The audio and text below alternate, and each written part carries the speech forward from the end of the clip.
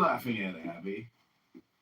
Chernobyl IRD 3645208 escapee. Welcome. Yes. Is there Megatron, this is a very good question. Very good question. The best of questions, Megatron. I salute you on your question, Megatron.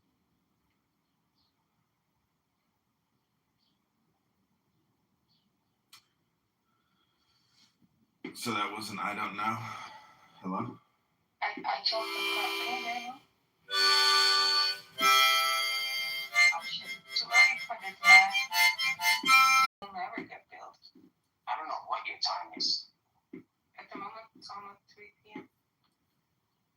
Yeah, I don't know who said what the fuck, but yeah, I'm extremely happy that Jason's in the worst position to be on now. Yeah, I mean, we were having a good time. Like, it was, you know, it's like I said, it's a small position. I mean, it's not a super small position, but it's small where I can, like, write off here. And it was a fun couple of weeks in Clubhouse. So we all thought we were genius. Muslims, while Barth installs new doors in a bathroom. That's right, ladies and gentlemen. This is a hard-working. Good morning.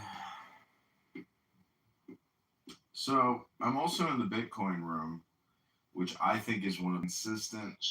Yes. Every single day they go at it. They got this big, fat, disgusting pig British. You know who's back? Who?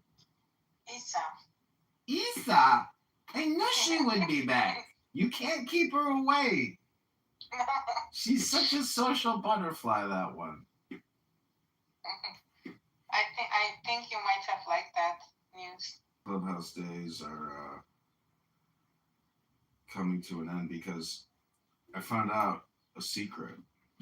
Do you want to know what the secret is? Yeah. Just stop talking. That's the secret. It's not really. You know why that's a problem? Because it's a waste of time. Talking here is a complete waste of time. It is a fucking waste of time. The value is actually in recording people. It's not in. No, it's also not recording people. No, that has to be the only value creation. That has to be. Me talking. Somewhat, yes. We got this squiggly lines in the audience.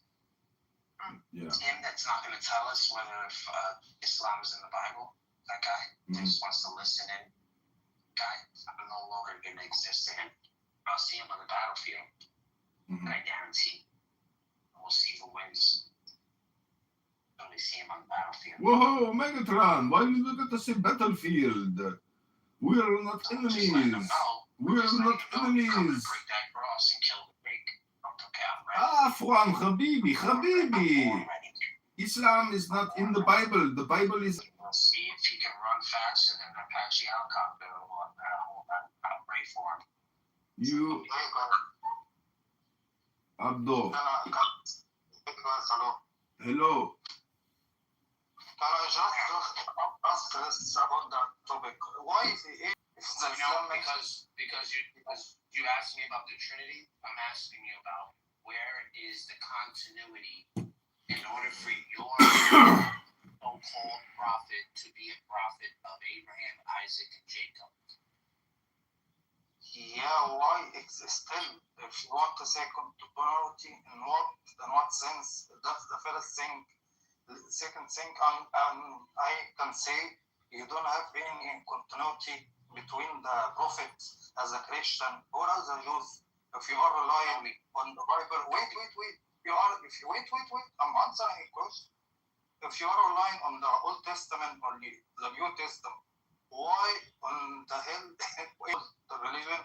I'm gonna say even if this true, still my religion saying at least you know this about Islam that the prophet is the last prophet. Anything he gonna say the last prophet. Wait, he gonna be true and he gonna be the termination if what in your book is true or false. So anything. There you go. So where is it? There you go. Teach you English, my friend. Anything question. You want to answer the question? Let me know. I'm listening to a lecture because you guys want to lecture and then walk out. Yeah, you say, yeah, I understand that's my question. Good I'm man, gonna Judge Leibel. We'll do nausea. Do nausea. Oh God. You know what nausea is? The Quranic nausea. This is what you're gonna do right now. You're gonna give me a lecture and you're just gonna walk out. What is fucking, I don't know what is nausea. Let me answer because I think you're a Zionist. The way you take them, I think you're not. Muhammad is not a problem. Assalamu alaikum, Abi. Yeah. With anything. Muhammad is not a prophet for. Why you don't let me answer Zionist, man? Answer the question. Hurry up. Because I answer. Let me answer on this situation right here. Homie, what's up? Let your boy finish, man. Okay, now, as a Muslim, let me answer. Now, as a Muslim, and don't interrupt me. Wait, but I don't remember if it's the Hong Kong May 31 or if it's New York mid-June auction. I think it's in Hong Kong. Yeah, May is pretty good. Are you a Muslim too? Although that whole AHA thing is like, clearly there are politics, obviously. And I am clueless about politics. So what are you It's over. Yeah, bro. But this AHA is follow Elijah Muhammad? the result of some politics. He said it might Accepted or rocked the boat. Yeah, it's just like the whole Holy Trinity bullshit. Yeah. I don't give a shit about that. I mean, it's either a heck of a watch, I like it or not. That's it. Well, that's questionable. Polymesh. What's the shit on? It's a Canadian ICO, Polymesh. No, go look at the watch and type in Ming Polymesh. It's a bracelet. I get it. I'm just saying Polymesh is also a shipcoin. Looks beautiful.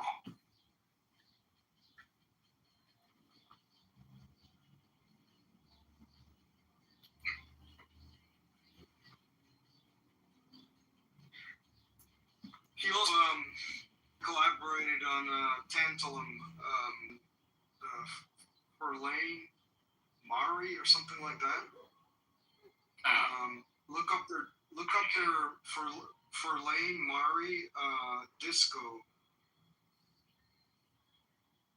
and you'll see that each one comes with 3 bracelets, and one of them for the Lane Mari, because of how it cures. It's not a buckle. It's just at any moment.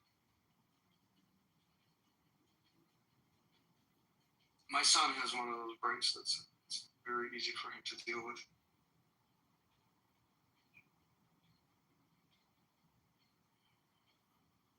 But this one's titanium. I gotta study it a little bit more out of curiosity.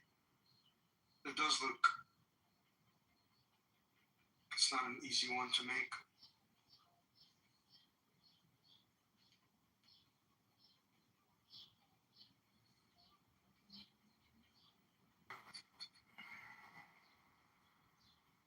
It's inexpensive, dude. It's got a blue dial.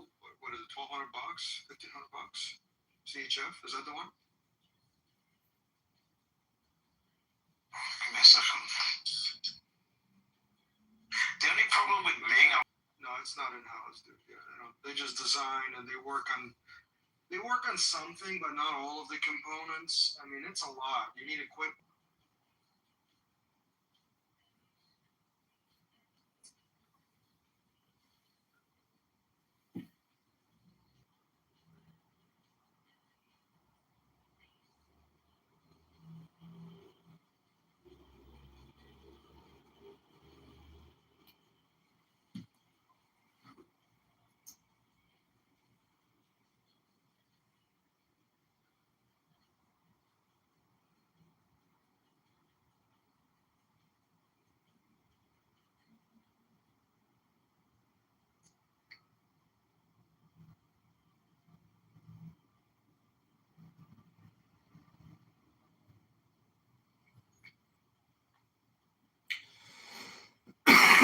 Sintering.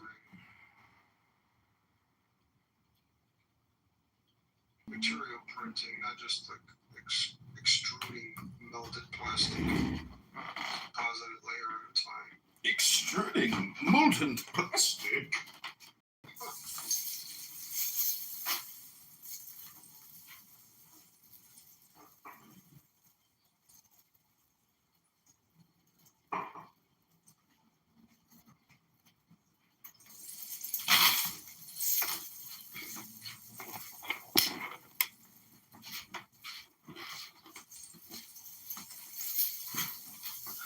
Let's see, a lot of these watch make, not a lot, but like Ming, he innovates with modern tech and all that stuff. And besides cool watches, the tech is all, handmade. There's no 3D printing yet, but they'll get there in due time.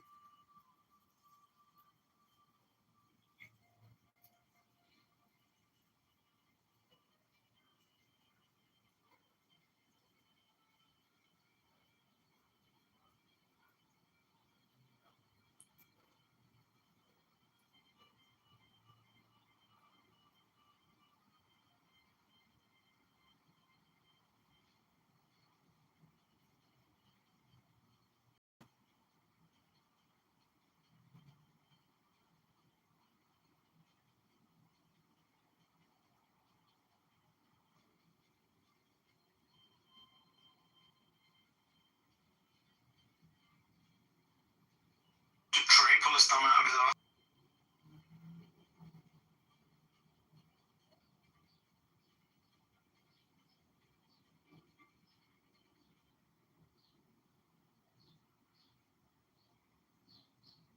What was that, British?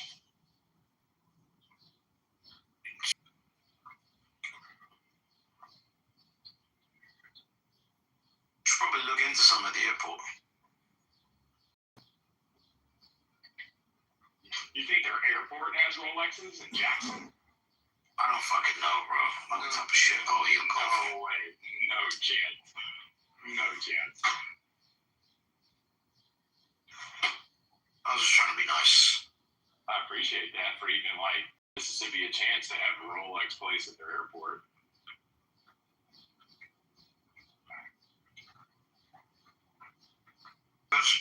Yeah, good. Get the bags back.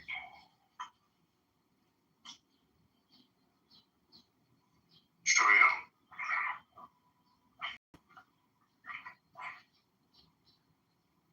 So we get your blood pressure going again. I can post that picture. Funny guy.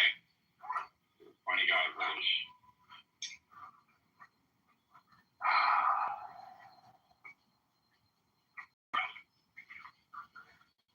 All right. I don't even know what time I'm late. I don't even know what fucking time it is now. What time is it, fellas? 8:14, 8:15. 8:13 and a half to be precise. It's 5:13 p.m.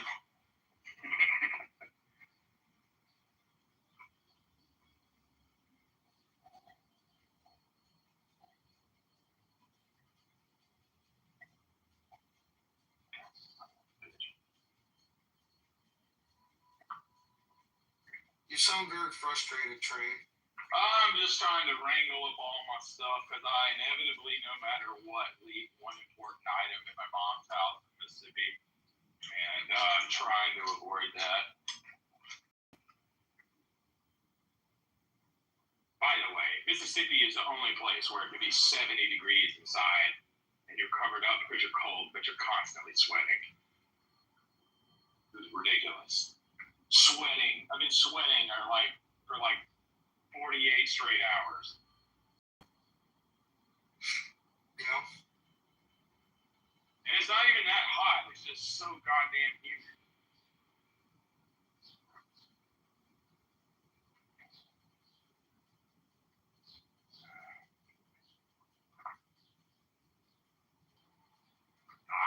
Hey, mama. Hey, mama. Trey's mama. I'll let you say hey to mama in a second, guys. Hold on. Let me just finish tagging.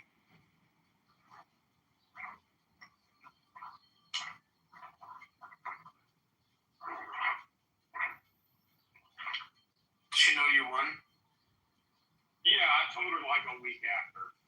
Only like a week after it happened, I told her. What did she say? Oh, well, she's incredibly happy and proud. Good. Oh, well, she's incredibly happy and proud. Good. Oh, I see what you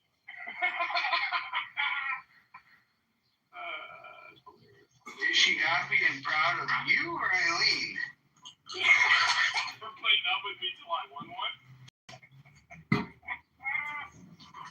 I mean, I would be that proud if my son earned a career average of 500 a year, but I would be of his wife that's talking through. $500 a year? Disrespectful. I'd just like to say, as a NACA shareholder, I'd be happy with $500 a year. I just want to say, as a NACA shareholder, I'd be happy if we just went bankrupt at the end of this conversation. Knock a shareholder, British, you would just love to actually have your physical shares in your No, I don't want to. This sounds like a support group meeting in the morning. Like a. Yeah, it's all right when.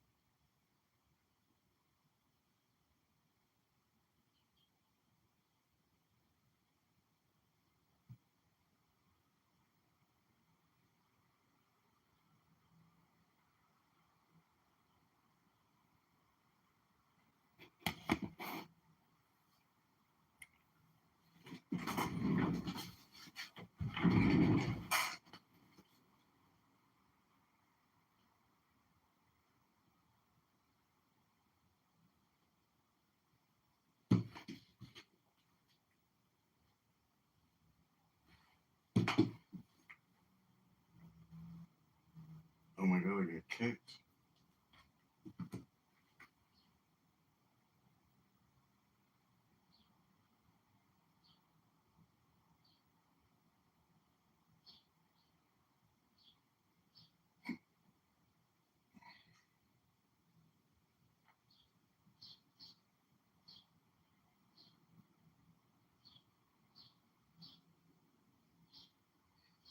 As far as like sentiment, technical sentiment indicators, you have price versus 50-day, 5-day, RSIs, MACDs, short interest, short sale They volumes, kicked me. borrow fees. They kicked me. We got a victory. Let's see if it matches.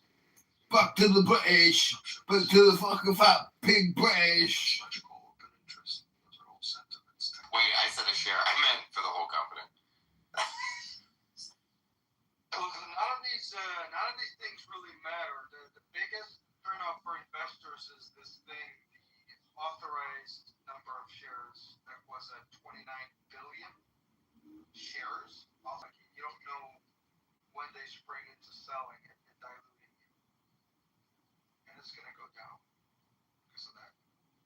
But you're not taxed. It's just all negative.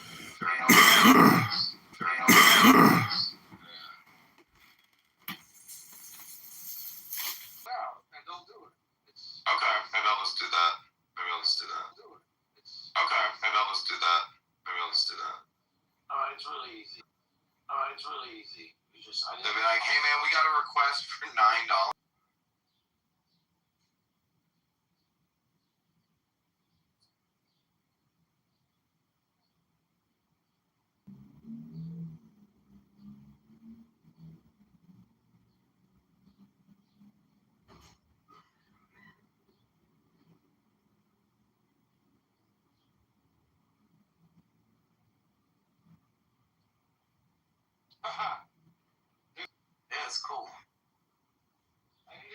was the thing. It's not really a thing. Wait, so I you was just never seen this before? You didn't copy it from He someone? was like, he showed me an idea when I was over there. I think it was on an Instagram video or something like that.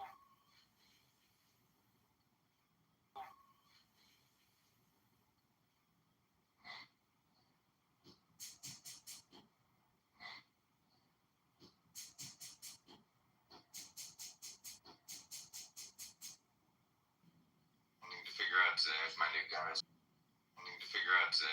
guy is pulling left because the sights are off, or if it's just so pulling left because the sights are off, or if it's just so fucking tiny that I'm shooting it wrong. Bodyguard 2.0.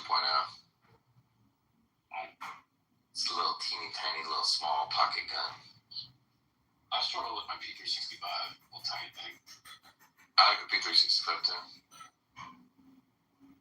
That's the P365X macro is my main carry gun. But this is for the pocket when you're like wearing swim trunks, you know. Yeah, I heard what you were talking about pocket carry yesterday. In the desert, we need a swim trunk gun. Put in your board shorts. Gotta stay ready, bro, at the pool, bro. You know? Never know.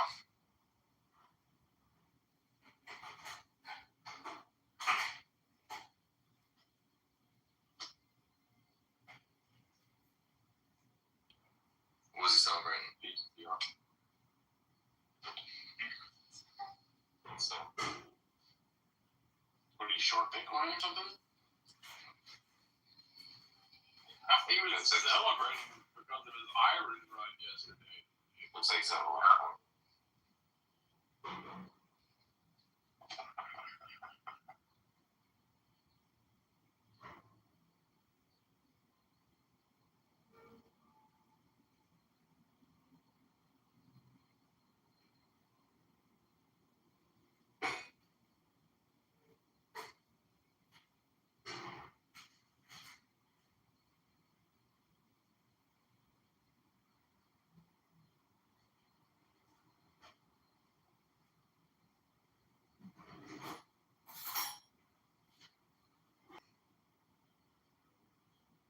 Oh, there he is. Casey, are you okay, man?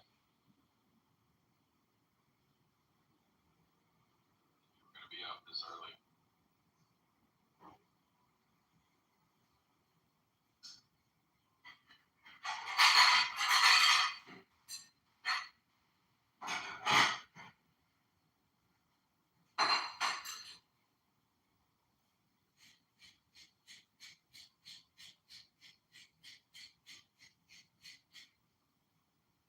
The year is 2031. The Bitcoin price, 179K. Wait, what year? Have you killed yourself yet?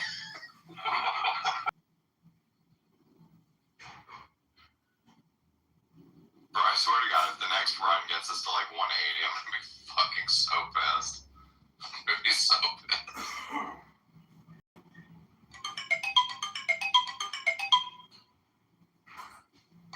I miss the days when Bitcoin was up like fucking a bajillion X. From 2015 to 2017, it was up 100X in 2 years.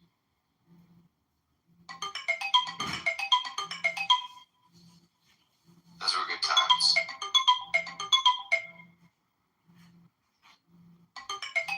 You know what's funny with the benefit of like experience here is I've seen so many people sell Bitcoin, like buy Bitcoin at 1,000, sell it at 5,000, and walk away thinking this is a bitch. You know, it's like, dude, you sold at 5, dude. It's 73. And they're like, you poor son of a. I remember that pain. I remember what it was like.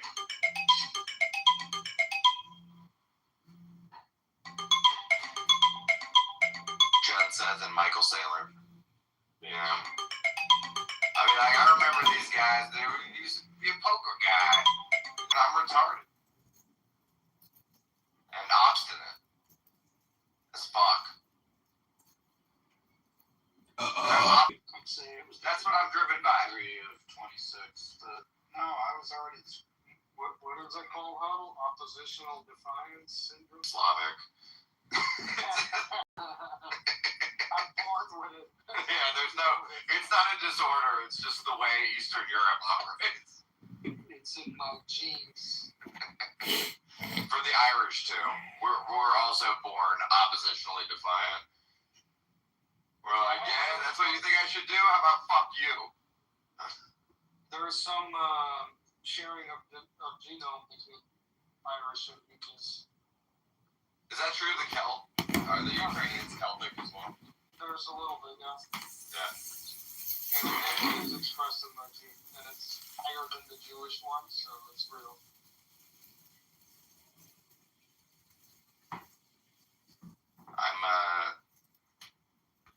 I'm very much just split between Celtic and Germanic. Right down the middle. But I noticed some of the Slavic tendencies in my wife and mother-in-law. But they're barely Slavic. Polish is like barely.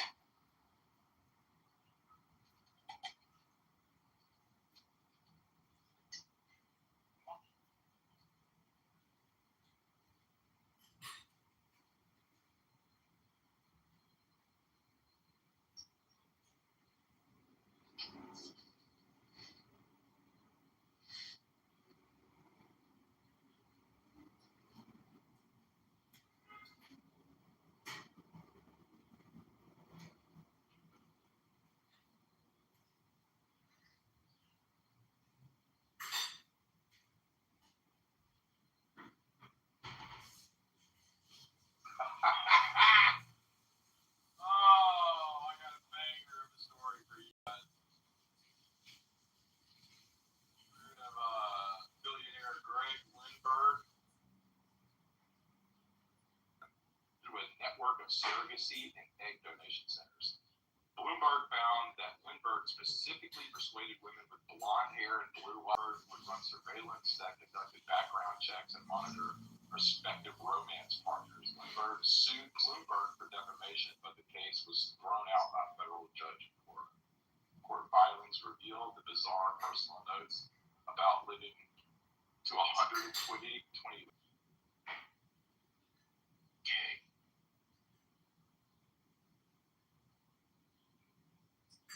This goes to show you.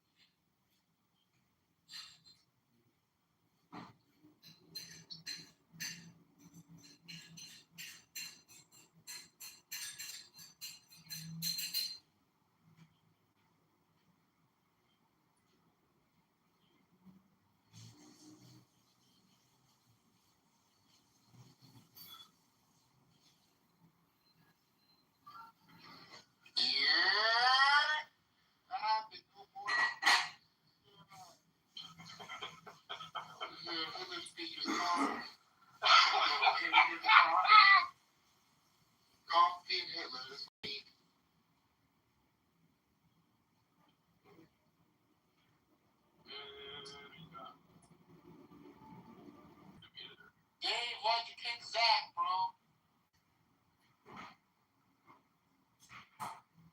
Why did you do it?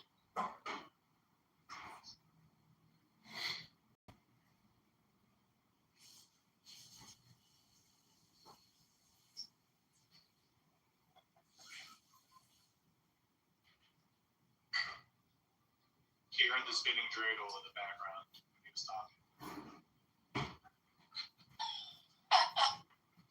Zach is one of the coolest dudes in football clubhouse. Defender Zach, you can take G off, bro. Defender Zach. Damn. Take G off, though. I don't know, man. I think Geoff, he operates from like a different like I think I'd take Geoff over Zach though. Oh, sorry, Jimmy. Yeah, no, I got super triggered. And they had me on speaker before they opened up the shop. They called me back. That's good. We got Ethan in the house. They said we called our We got boss Ethan and asked in if the they had house. some pizza here. And the people at the store said no. The lady that ordered the pizza said that you would probably say that's that crazy lady from Florida. They were laughing. They're like, we had your number. So we were going to just, yeah, they called me back. That's funny. Okay, that's good.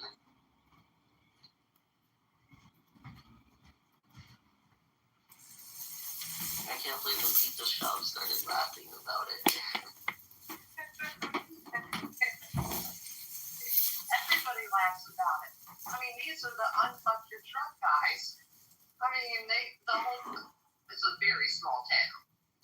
Woodward, Iowa. Uh-huh.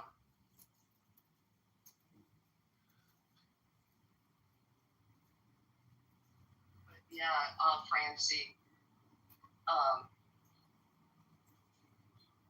I love the story that a lot of people don't know about West Virginia and the coal mines, the limestone mines, and all the mining that goes on in that state. And with the pepperoni rolls, all those women back in the day could figure out what to make to get their guys in, and it would still be good by lunchtime. It's amazing. That's I never get bored. I love the story. so. I'm gonna put something in the chat. If you guys get a chance to look at it today, it probably will piss you off really bad because it's called The Book of the Dead. It's but in the 1930s, they were going to do a hydroelectric project, but they had to tunnel through this big mountain, and there was, I guess, limestone in this mine, and it when it's ground down or messed with, it creates silica dust, and when you breathe, you're breathing in like stuff with little pieces of glass in it, and they're just fine dust particles, and dust particles are rough, so people make it seem like glass, but it's not glass. Like that's what it is.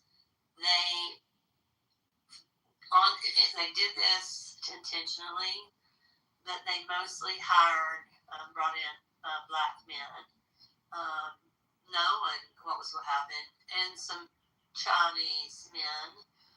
A lot of the people from China would come to mine here because it was conducive to the mining they were doing there. So, but very few white people. But some of these men didn't make it 6 months. I mean, it was just you were bleeding, but these people, they put them in these little shacks that had dirt floors, and the roofs leaked, and it was the most horrible conditions in the whole world. So I'll put it in the chat if you want to save it and look at it. It's very infuriating, but the thing is my question is, do we learn from our mistakes? I think a lot we have. I don't know what you think of it. I think we do, and there's a lot of dangerous jobs, like oil rigging, I guess, is that's really dangerous, right? Yeah, I think that's definitely a dangerous job too. I agree, it's dangerous. Just the fact that they use minorities, though, it just, I can't talk about it anymore. It just makes me really angry. That's where like AI robots can be abused, right? Like, we don't want it in society, let them mind.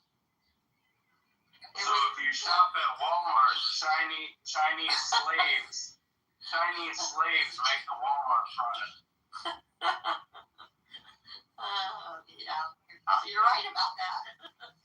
Oh, my goodness. One thing about mining, though, was that the Chinese that they did hire, they were a smaller, like, if you've ever went to a mine, right, and look at the holes that you had to get through. Now they have little train thingies that can go through them, but back when my grandpa was working in the limestone mines, and my best friend Megan, her dad was too,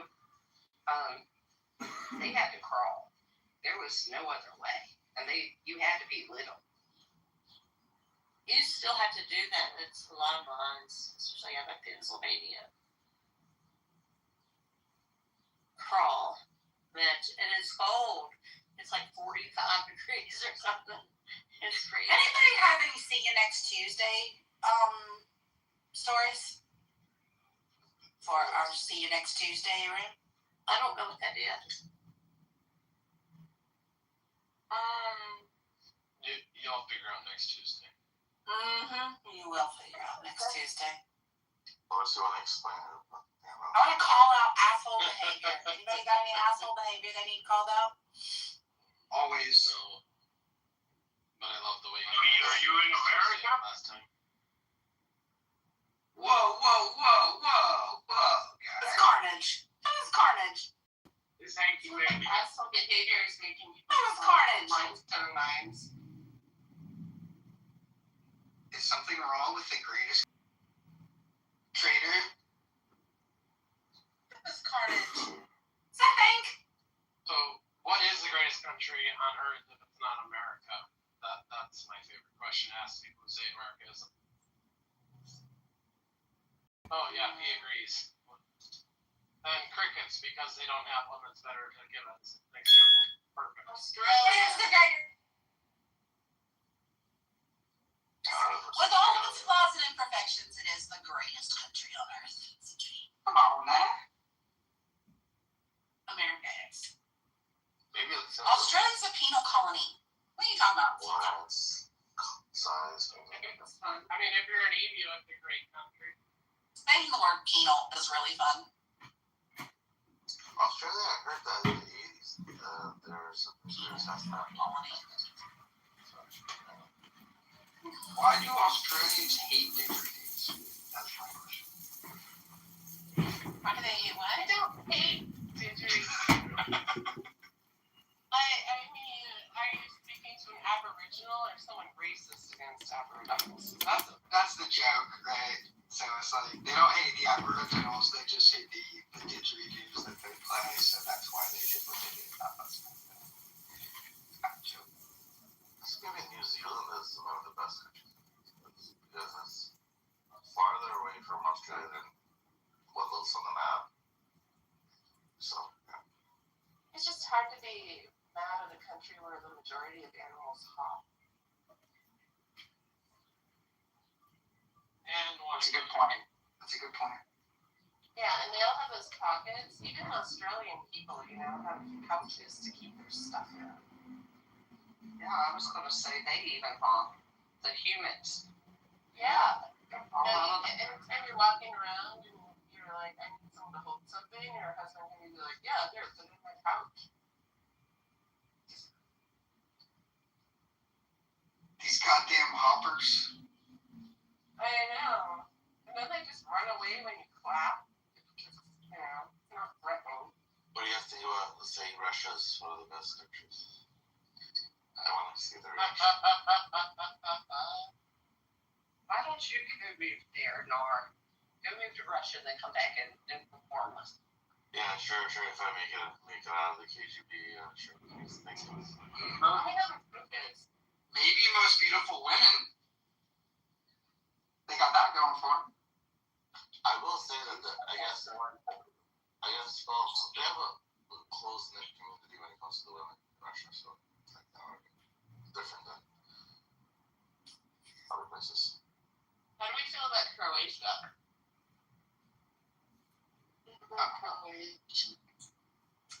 You're Croatian? Yes. Me too. No way. I am also Croatian. No way. Shut up. You're joking. And that's Mr. Giant. My family's from Dubrovnik. I don't really. Mine too. I don't believe you. Me? 3 Croats in one room. The odds are not making sense right now. Marco, Udala. What about like Luxembourg?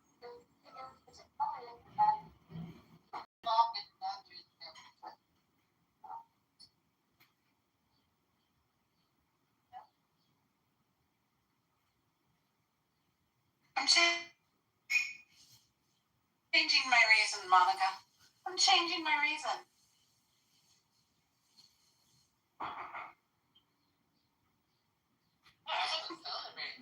Croatia. That never happens. We're taking over. We're taking over. Now Yay! we just need Monica's changing her too. Wait, no. We just need Weird Al Yankovic in here. Is he Croatian? He is Croatian. For the love of God, please.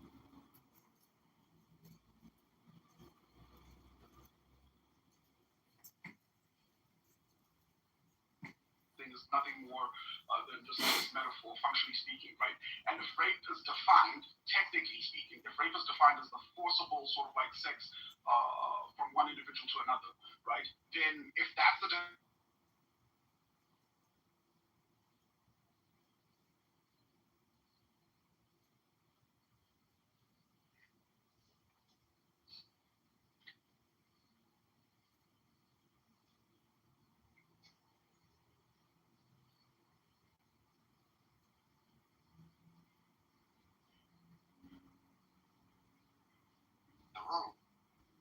right? There's a cup sitting there waiting for him. He doesn't drink it.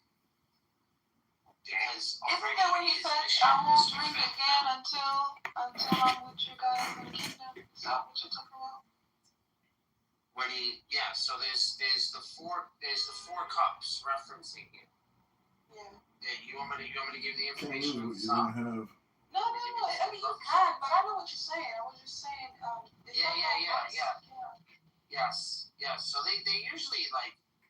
I think this is mentioned a lot. And this is mentioned in Luke here. Let me post it on top so you guys know what I'm talking about. I think that also like mirrors the Galilean marriage thing. That's what he says. It resembles a symposium. The symposium. That's what he says. He don't know the Ritual. hour because in the culture, only the father is the one that sends the son to go marry the bride. I don't know if you've heard about that. So that's very interesting. So this is a Passover ritual, and this is in Exodus 6:4, right? And he says, the first cup is I will bring you out, I will deliver you, I will redeem you. And the last cup is I will take you as my people. So, I just wanted to let you know, because I think a lot of this stuff kind of slips by, even though if you see them using the apologetics. Sometimes, Omar, you're smart enough to ask them, like, what is this? What does the cup mean? And I think this cup, because they're using a reference, right, to say that he's praying, but yet the same reference is he's saying that he knows that he's going to die. He knows that has to be his sacrifice. So I just find it funny because I hear these like, apologetics going on all the time, and they love bringing this verse up. But the verse is literally talking about him being crucified and dying. and saying what? Like, This is the verse where he's bowing and he's praying. He's like praying to the how Father. is Yeah, say, he prayed like a Muslim. Look, he bowed down. Yes. Differences. I think that God is substance, and He's temporal, and spatial. Once he has a glorified body, he doesn't suffer anymore. No, I'm talking about God, like the Father. Yeah. Well, that's what I'm saying. Non-concrete, non-temporal and non-spatial concrete objects. That to me, that's not. Funny thing is that what I'm saying is the entailment of what they're saying. But my sect is like highly substantialist. I'm not gonna say physicalist, but I'm gonna say substantialist in the modern sense. But they don't like to commit. They tell you like, oh, these words weren't in the Quran and the Sunnah. Yeah, I understand. I get it. The words themselves didn't, but the meaning is clear. Like, there's no dispute that this is what Ibn Taymiyyah believed. If you translate it to modern philosophical language, that's what he believed. I don't know why we're embarrassed of it. Like, I don't get it.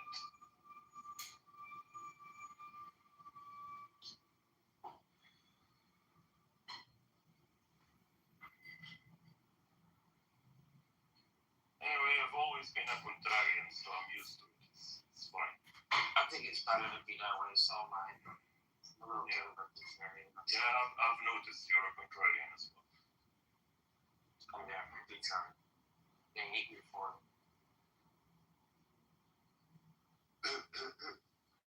I'm too much sometimes. Yeah, I remember when I opened the room to declare my return to Islam, and I said, like, look, I'm not signing any contracts with anybody. I don't want any assumptions. Like, you people gotta calm down. The Salafis were very happy, although I didn't say that I was a Salafi for different reasons, but I was pacifist type thing. So they were happy that a high-profile atheist came back to their sect.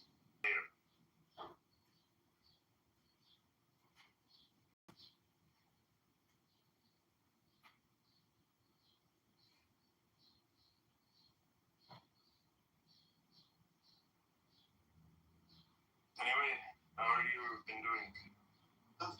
I think that we take more of like a literal interpretation of some of these things. I wouldn't say the Salafis are literalists. They're more, I would say they take the apparent meaning of the word. So, for instance, if you're saying like, I saw a lion on the podium, they wouldn't say that there was a lion, the animal, on the podium. They would say there was like a speaker who was like on fire, like a lion. But they do reject like being too much of like doing.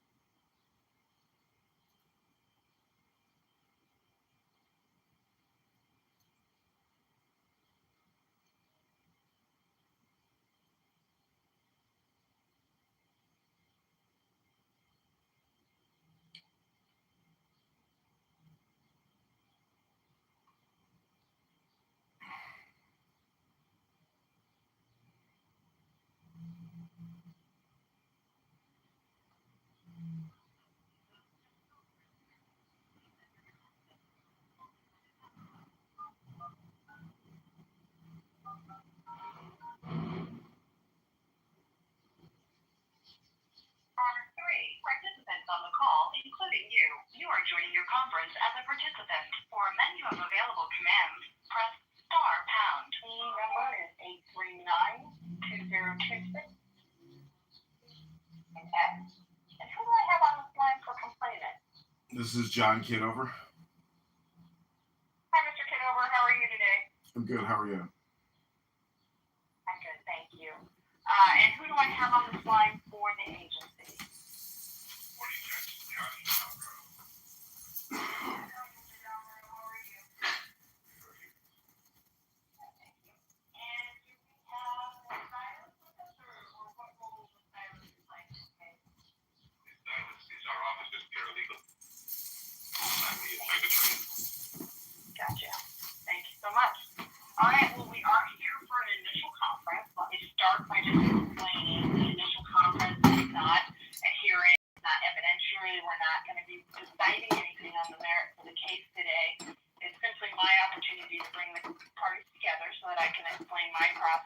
process and hearings moving forward.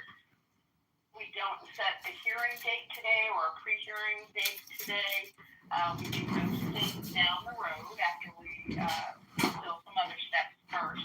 And if there are claims that survive those other steps, then we will have another conference like the one we're having today, where we will set before those conferences. But for today, we're going to talk about best modes of contact with me, some email protocol. We'll discuss some preliminary questions that I have that I want to go through with each party. We'll talk about a process called discovery. If we need to get to that point, that is a process by which the parties can fill any evidentiary or information gaps that might exist in the report of investigation as it exists today. It's a process that occurs between the parties and that you don't involve me. But I'll talk more about that specifically and define some terms that are used in discovery and if we decide that that process will be necessary. We can also talk about any preliminary motions that the parties think need to be filed in this case before we would get to a hearing or a pre-hearing conference stage. I will want to talk to the parties about settlement before we get off the phone to see where you all are, if you've begun negotiation, if you're interested in negotiating, which is where you are in that. I want to remind the parties that hearings are closed, confidential proceedings. They're not open to the public. And even though it's a dispute that's brought you before me today, we need to maintain civility and respect for one another in all matters moving forward. Being prompt and on time, we all were reasonably within that 10 o'clock start time, so that's good. If we set any deadlines today, I want you to be mindful of what's on your calendar already. I don't want to set deadlines that conflict with things you know already are on your calendar that would prevent you from making that deadline. However, after we set the deadline, if something intervenes in a way that rises to the level of good cause for extending a deadline, you can make a request to me. Before you make that request to extend the deadline, please reach out to the other party, find out what their position is. Do they want to join you in the request? Do they object to the request? Do they agree with the request but they don't want to join you? That sort of information needs to be in your request, as well as a clear indication of what deadline you're asking me to extend and then what way you want it extended. If you're asking me to postpone a conference, which is this one that we're having today, you need to also additionally, when you confer with the other party, make sure you're talking about what date would work for you alternatively. If I agree that you have good cause for what you're asking me to do, and good cause, let me just explain, for either an extension or a postponement would require you to show something more than just kind of general routine busyness. It's something unexpected, maybe an emergency of some nature, an illness, an injury, medical procedure, unexpected work assignment that's taking you out of state or out of the country, or something of that nature. It's not, like I said, just a routine thing. So you would need to make sure you state that reason in your request so that I can determine whether good cause exists for what you're asking me to do. If you need to communicate with me, the best way to do that is by email. I can't have one-sided communications with parties. So calling me, unless you're both on the call, would not be something that I could engage in. Also, the other problem with calling me is often I'm in conferences like this one, or I'm in a hearing, and I can't answer the phone. So it's going to go to voicemail. You're going to leave me a message that's going to get transcribed to email, and then I'm going to be responding to the email anyway. So I just find it more efficient if parties will reach out to me via email first. When you do email me, please make sure that you're including the case names, meaning the party names, as well as the EEOC number. I need both of those things to be able to be clear on emailing me and why they're emailing me. I can't have, again, one-sided communication, so it is very important that you both are included in any emails to me. Also, make sure, since we are using email as that primary mode of communication, that you're checking your junk folders, your spam folders. In the subject line with the case names and the case number, if you could include a word or two about why it is you're reaching out to me, that would be helpful as well. When you upload something into the official case file in the for a complainant, that would be through the portal when the agency perfects that, make sure that you're then attaching that something to an email and send it to me. 2 reasons. One, if there's a deadline looming and you're up against that deadline, I will accept the email on the date and time that you sent it, as long as you sent it before the deadline passed, regardless of what technology errors you might encounter or glitches, whether it's on technology on your side or on the portal side. You will have a little bit of a safeguard because your email, if it's received timely, will satisfy your timeliness requirement. It helps me because the system doesn't provide me with any sort of notice when things are uploaded into the folder. So that email will act as my alert and notice that there's activity in the case. I do want to confirm that we're using the best email contact. Mr. Kitover, is your best email johnkitover2025@gmail.com? Yes, Judge. Okay. And for Mr. Dumbrow, of course, we have your irs.pres.gov.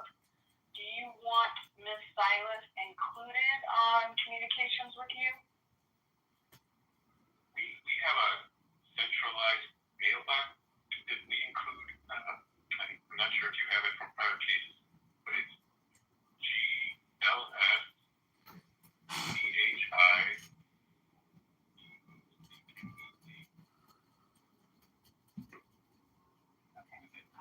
I'm sure I do have it, but I want to make sure I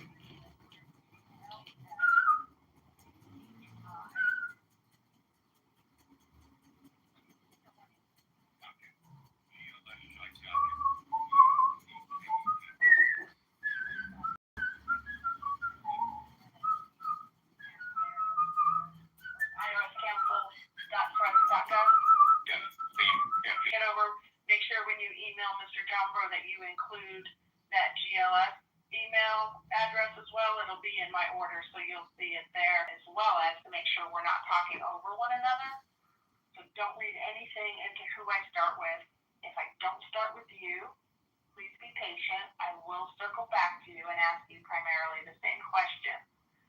So if you hear something that you think differently about, or you disagree with, or you agree but you have additional information you want to provide, just wait until I switch gears or until I direct you or direct my questions to you specifically. I am going to start with the agency.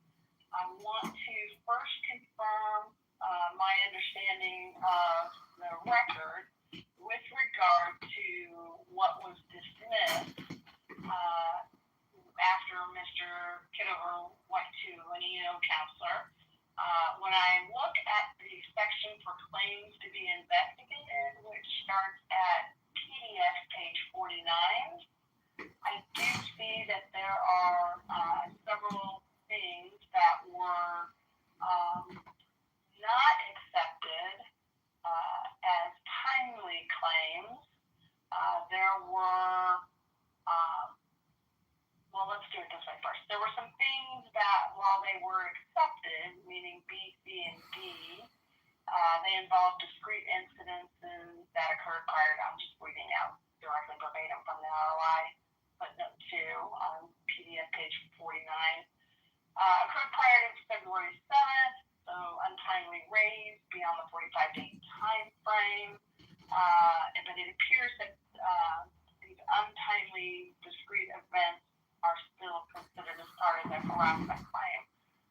I also saw that there were some other claims, however, primarily apparently F, G, H, and I, that were dismissed, and we're not going to go through every single aspect of why they were dismissed. My main question is that the universe of things that the agency didn't accept? Yes, Judge. Mr. Dombrow. Yes, Judge. I have 5 accepted claims for a harassment claim, not a disparate treatment claim, several that are discrete acts. I read the footnote as well, and I have those 5 as the accepted claims, and I have several that were dismissed based on all the bases that are in the acceptance letter. Okay, so nowhere else in the record do we have any, well, it might be referenced, but there's no other aspect of what he raised that were dismissed. Is that right? As far as I know, it's what's in the letter. Okay. And what's your position, Mr. Dombrow, on the completeness of this record? It's over 700 pages. Do you believe that it's complete and no discovery is necessary? Do you believe it's complete that some limited discovery might be helpful? Or do you think there are significant gaps that are going to require some discovery to fill? I would say number 2, that limited discovery on items like any documents related to damages, that more than what's in the investigative file on pages 116 and 17 for the comp damages affidavit, and more documents regarding the nature of the disability, since there's a disability claim, more than what's on pages 78 and 79 of the affidavit. I mean, I would like to request permission then to get documents regarding disability. I want to know if there were any grievance filings, since in certain places in the investigative file and the administrative file, there's a reference to possible grievance filings, but I wasn't completely sure about that. I also wanted to ask about any audio recordings or statements. Those are Mr. Kitover mentioned those to me in a settlement demand, and I believe they might be in the investigative file, but I'm not sure. I wanted to know a little bit more about the prior EEO activity than what's on pages 79 and 80, and I mean, I think that's probably the main items: damages, description of the claim, and grievance filing, things like that. But I think it's the limited option that you mentioned. Okay. You raised the issue of grievances, so we don't need to belabor that. You stated your position. You're not sure if there were, but because there are some references in the ROI union activity, that's something that we probably need to figure out. And in a moment, I'm going to ask Mr. Kitover, and we'll see what he says. And if we're still uncertain, then we can talk about a plan moving forward. I didn't see any reason or anything raised in his accepted claims that maybe we needed to talk about Merit System Protection Board issues. Is that accurate, Mr. Dombrow? Yes, that is accurate. Okay. Mr. Kitover, I want to start in reverse order with you. Are you familiar with the Merit System Protection Board? Yes, Judge. Okay. You don't have an appeal pending before them on any claims involved in this case, do you? No, Judge. Okay. Let me ask you, are you aware of any grievances filed or pending concerning the accepted claims in this case? No, Judge. Okay. And let me make sure I'm understanding. Do you believe there were some, but you just don't know the status of them, or are you saying there weren't any filed? I'm sorry, can you repeat your question one more time, Judge? Yeah, I just want to make sure that your no, what the scope of your no is, with regard to grievances, is your position that you don't know if any were filed and or are pending, or is your position you know for a fact there are none? And these aren't hard, fast scenarios. There may be a fourth or a fifth scenario, but do you believe there are significant gaps in this record that need to be filled? Which ultimately led to the retaliation. And that original and first sexual harassment grievance or complaint is not included in the record. Okay. And when was that sexual harassment complaint or grievance, as you call it? I believe it was in Just roughly, what year? 2020. Okay. All right. That's yeah. I mean, that's an interesting concept. It's possible that it's not in the record because it doesn't have any relevancy to the claims that were accepted. But that discovery in these administrative processes, I'm not bound by the federal rules of discovery. So, if you all were in federal court or state court, you might find discovery handled a little differently, and there might be different scope of discovery. In this case, I will likely, based on what you both have said, permit some reasonable discovery. So to the extent you think that has some relevancy, and I don't know what Mr. Dombrow's position would be if you made a request for something that far back, but if you can make a good argument for why it's relevant to the claims that were accepted, discovery is a little more lenient than what you might be able to use in a hearing. So, in other words, while you sometimes can ask for things that arguably should be produced, you may find yourself with a hurdle down the road in terms of being able to use it at a hearing. So just keep that in mind. Is there anything else, Mr. Kitover? No, that's it, Judge. Okay. And with regards to the things that were not accepted by the agency when they issued their notice of acceptance in this case of your claims, are you in agreement with what Mr. Dombrow and I discussed about the universe of those dismissed items? Yes, Judge.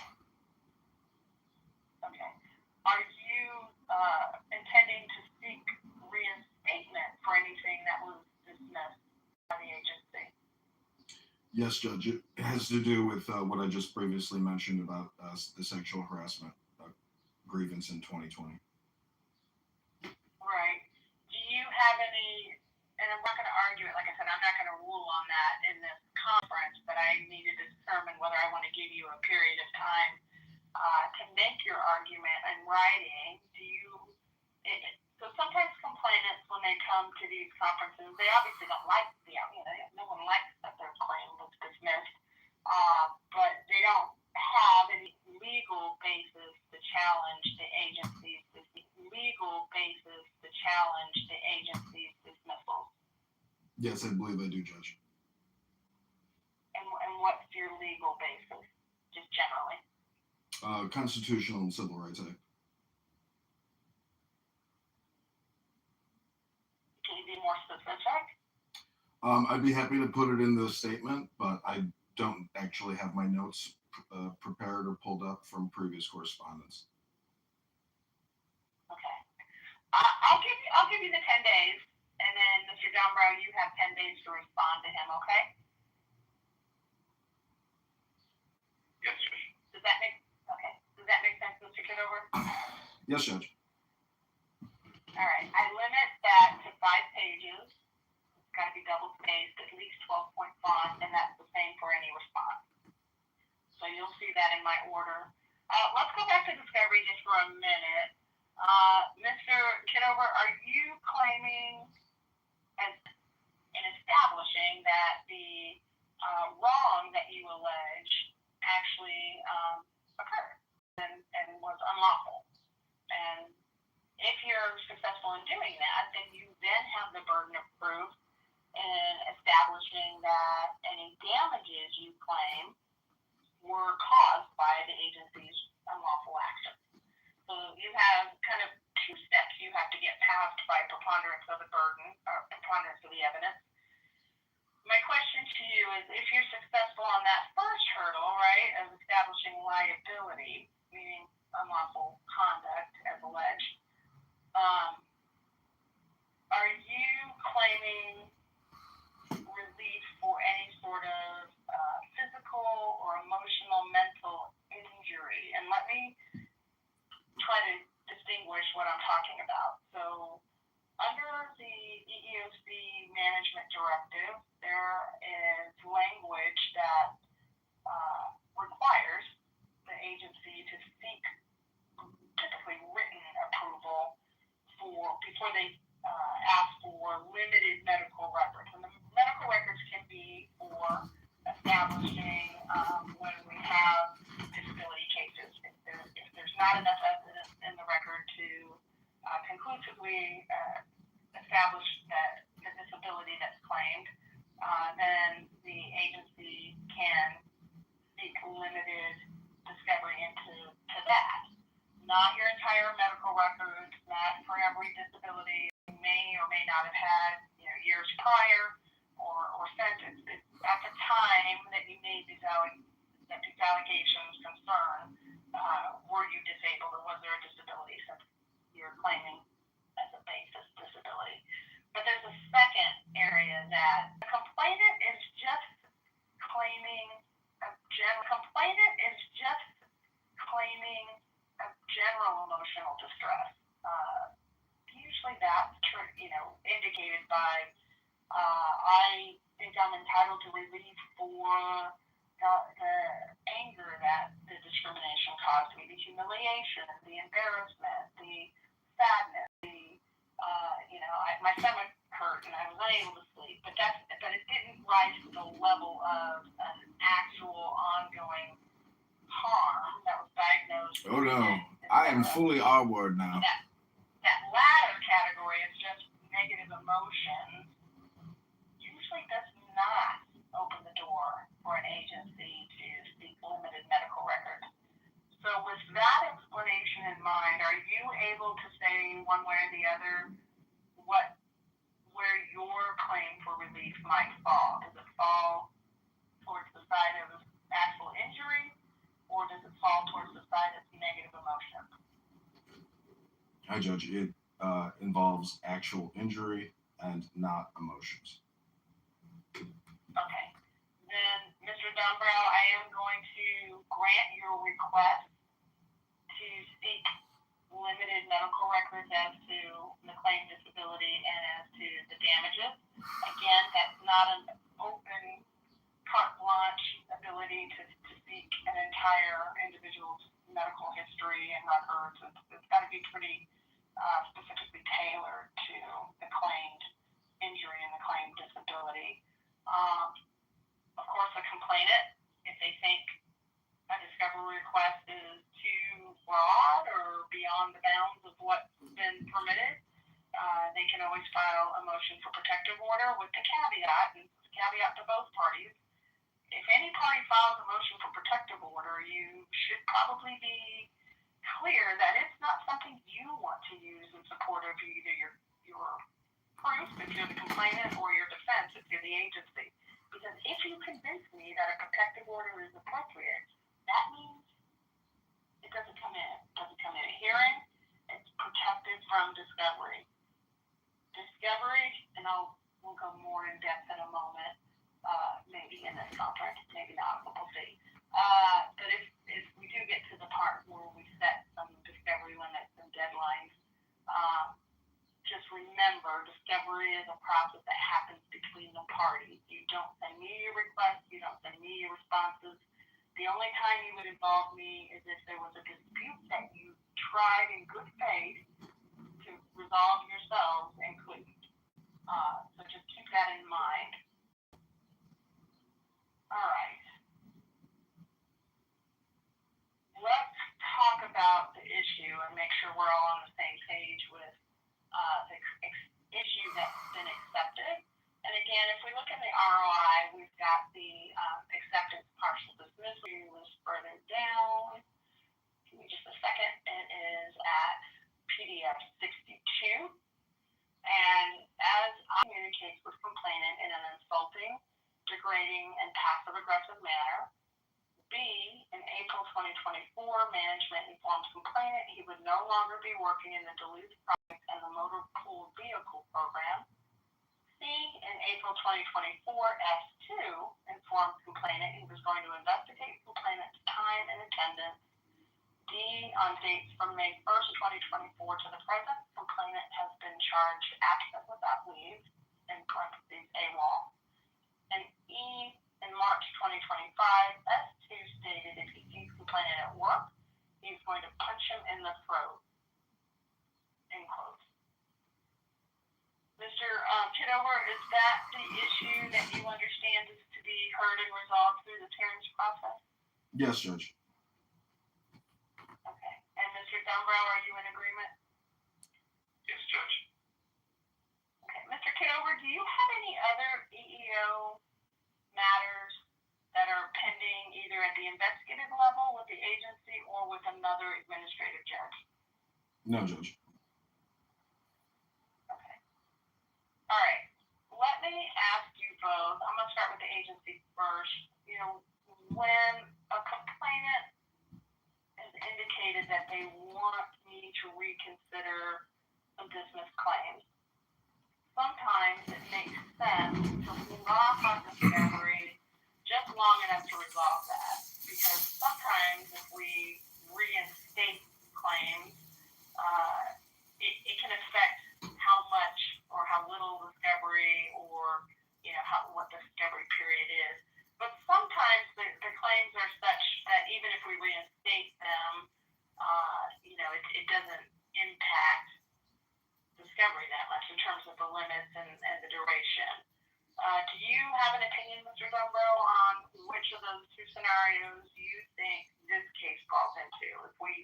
If Mr. Kitover is successful in convincing me that his dismissed claim or claim, you know, parts, if it's even partially successful, do you believe that would warrant more discovery or different deadlines and limits on discovery? Judge, I would agree with you that it would be better to hold off on discovery until we know if there are any additional claims. Like, for example, I think G is what we were talking, is what Kitover was talking about with his other complaints or grievance. So while there are questions that we could ask, dismissed claims potentially reinstated, especially G. Okay. Mr. Kitover, do you agree may or may not be added back into the case? I'm really either way because they've already determined, I guess, what has been accepted by the counselor. So if this is not admitted, I mean, I'm still prepared to proceed, but I think based on the importance of it in terms of being the starting point of let's go ahead and let the request for reinstatement play out. Again, you know, that doesn't add that much more time to it. I give you each the 10-day period. So Mr. Kitover, again, what you'll see in my order is you'll have 10 days from the date of my order. And I believe I can get my order out today. So you'll have 10 days to make your arguments on why what you think should be reinstated. And then Mr. Dumbrow will get 10 additional days to respond. It usually doesn't take me that long, depending on what's going on in my calendar, to take a look at those two positions and get you a ruling. Let's go ahead and hold off, but let's set a date certain when we'll all come back for another conference. It'll be a little shorter because we won't have as much to cover, but we'll basically know what our scope of the issue is, right? It'll either be the same as we addressed today if you're unsuccessful, but if you're successful, there will be things added back in, and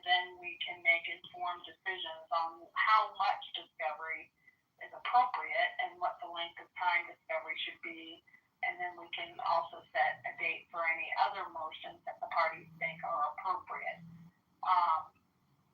And doing that, so I want to build in at least the 20 days, the 28th, see.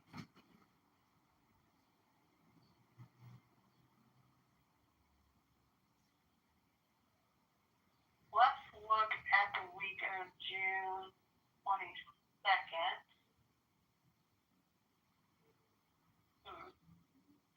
Do the parties have availability? I've got some pretty good availability on the 23rd, the 24th, or the 25th, either before 11 or after 3. I'm going to start with Mr. Kitover. Is there a particular day that week and time that works for you? Either of those days work, and after 3 p.m. would be great.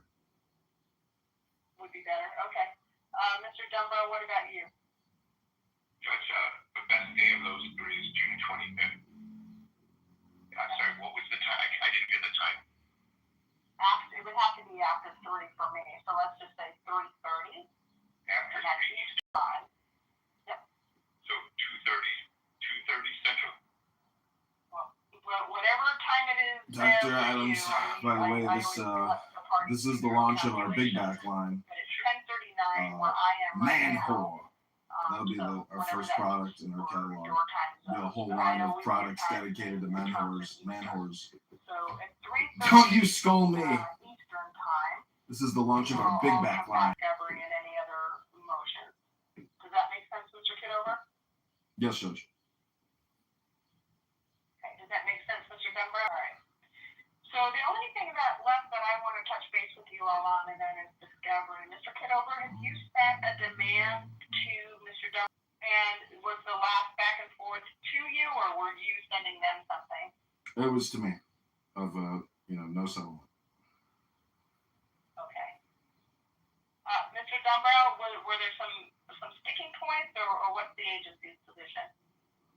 Just the demand was not something that the agency was willing to provide. The first demand was for $230,000, not given any authority by the agency. Does the agency take some sort of, I guess I'm just trying to get a sense of where you are preliminarily. Are you saying that the agency has no interest in settlement whatsoever, or are you saying the agency just needs to see what you need, that additional information that you discussed in discovery? What's your position on that? I suppose if anything could change, and I could obviously have multiple discussions with management. As of right now, management did not have any interest in pursuing settlement on those terms and didn't authorize me to submit a counteroffer. Okay. Just keep in mind, negotiation is a back and forth, right? So I'm always a little curious when I hear a party, and it happens on both sides at various stages, where somebody says, I didn't like their offer, so no. And then they just walk away. That the negotiation stops, obviously. I mean, that's just, there's no way parties can find the middle ground that they need to arrive at to be able to resolve a case informally if one party just stops because they don't like what they heard. If both parties are interested in resolving this short of going through the hearings process, which as you can see even from today, there are multiple stages and steps. It's not a fast process. It takes time and energy and emotion. Then the best way to do that is to continue talking. You get something you don't like, okay, then put on paper what you could do. Again, the other side may not like that, but then it's on them to come up with something less than what they originally sent you, or different than what they sent you. It doesn't always have to be just about money. Sometimes cases will resolve where the money is not what either party was hoping for, but maybe there was some non-monetary aspect that had value to a party that the other party could do. So it takes creative talking. It happens between the parties. You don't involve me, similarly discovery.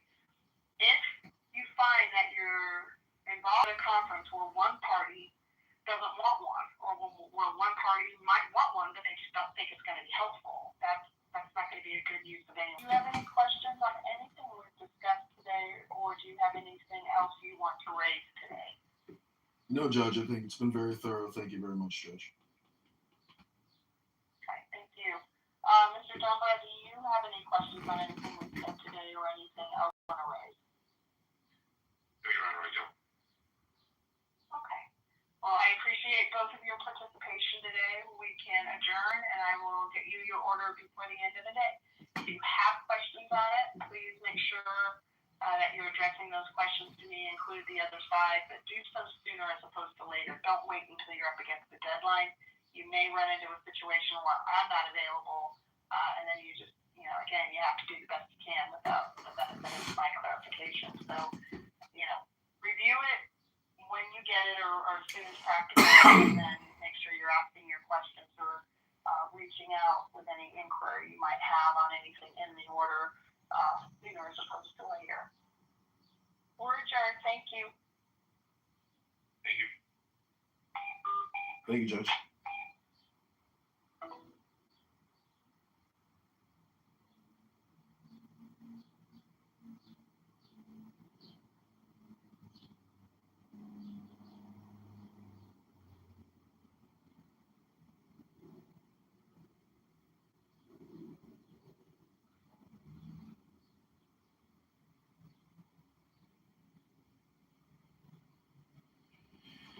Big back, big back, big back, big back, big back. We're bringing big back, baby. I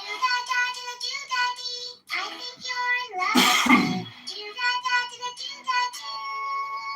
I think I love you too. I think you're in love with me.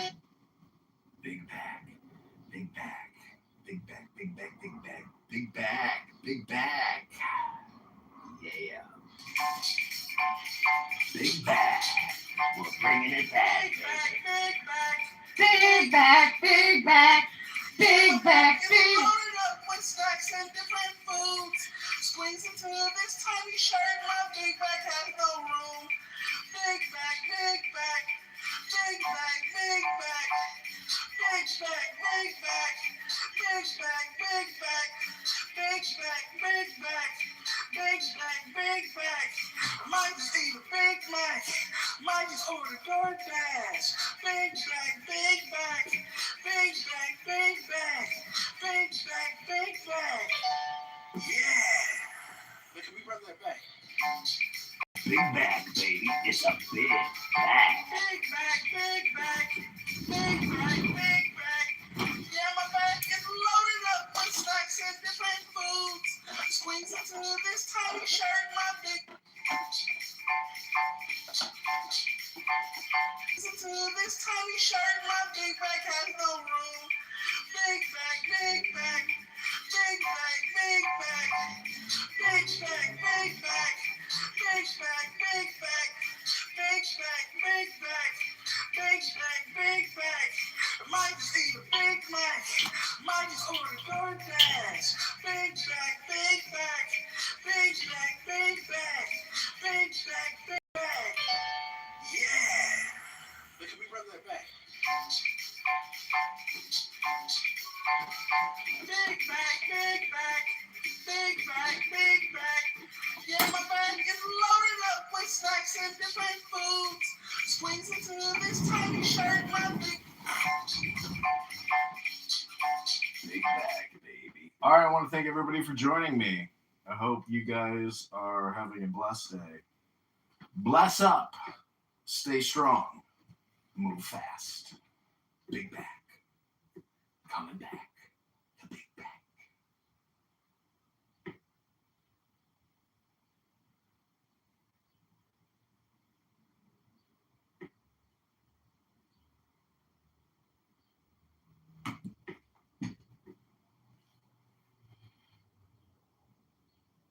Big back.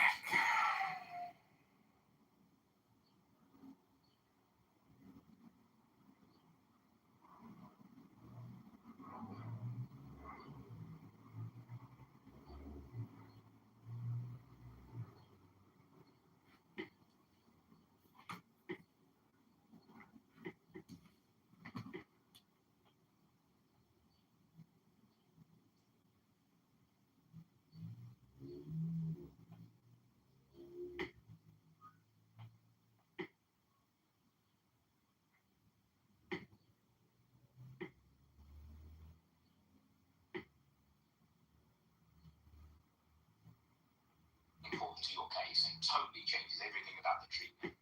Like I don't know, oh, by the way, I just went to the Congo and scratched by something, right? And then you're back in England and you're shivering and they don't know what's wrong with you. And you tell the doctor that, and you tell the AI that, and the AI just decides to ignore it. Just the attention mechanism just says, oh, fuck it, who cares, he just went on holiday, I won't focus on that. And the whole digestion gets fucked. And or, the other way around, you didn't tell it you went to the Congo and you managed to sleep. And then you started diagnosing based on the idea you went to the Congo, you never told it that. And then you clearly you went to the Congo. No, I didn't. Oh yeah, I'm terribly sorry. I'll be here like a pregnant girl. They're the two things. They're the two connections. Oh, I have a job. Who's up? Knock. Who's there? Interrupting him. Interrupting him. They might not or maybe they can't read the cursive right, they missed the. I just want to say, at the gym today, abs coming in. Exactly. To that definition line. Find my class. Oh, guys. Things perfectly. And the slightly more creative, slightly non-deterministic, like LLM style thinking, you can have those working from your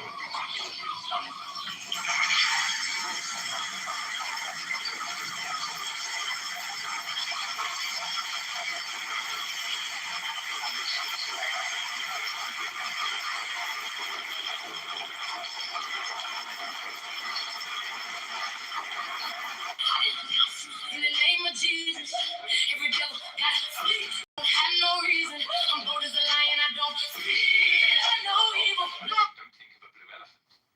Everyone can think of a fucking blue elephant, right? There's no way to tell it not to use M dashes without mentioning M dashes, which makes it much more likely to use M dashes. Exactly. It's completely impossible. But there is a solution, and that's called a deterministic hook. So if you're using a more sophisticated tool like Claude Code or Codex or something, you can just put something called a hook in. It'll write it for you. You just say, write me a Take a look at this. You've probably never seen someone this incredible. Just because he had an argument with his wife, he packed his bags in a fit of anger and went deep into the mountains to live alone. What no one expected was that he chose to build a house in an abandoned fort.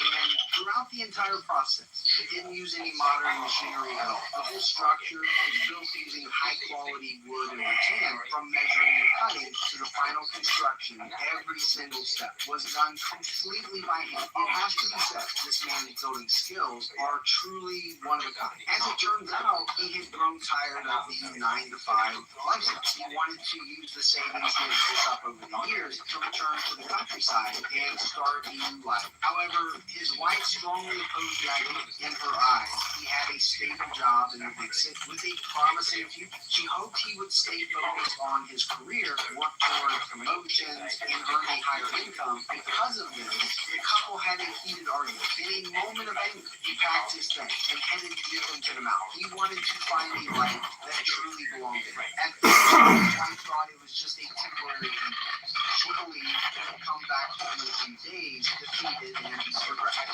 She even prepared herself to persuade him to compromise in return. But to her surprise, months passed with no news at all. Worried, she decided to go into the mountains to find him. But when she finally arrived, what she saw completely stunned her. The man had everything in the wooden cabin, perfectly organized. He chopped his own firewood, cooked his own meals, and even brewed his own wine. Eating heartily, drinking freely, living a life that was both free and fulfilling. There was no sign of hardship at all. This left his wife both frustrated and at a loss. Now, let's take a look at how he built this out, step by step. The entire process is truly amazing. At this point, the exquisite wooden house is complete. Although the video lasts only a few minutes, in reality, this man spent a total of 7,746 hours to finish it. So please, your support for true craftsmen, your support is the motivation behind our creation. Thank you so much for watching. If the full score is 100 points, how many points would you give this out?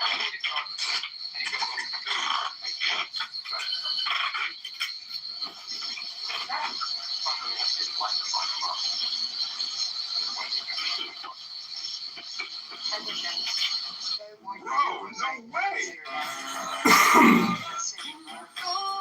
Why doesn't anyone want? Sometimes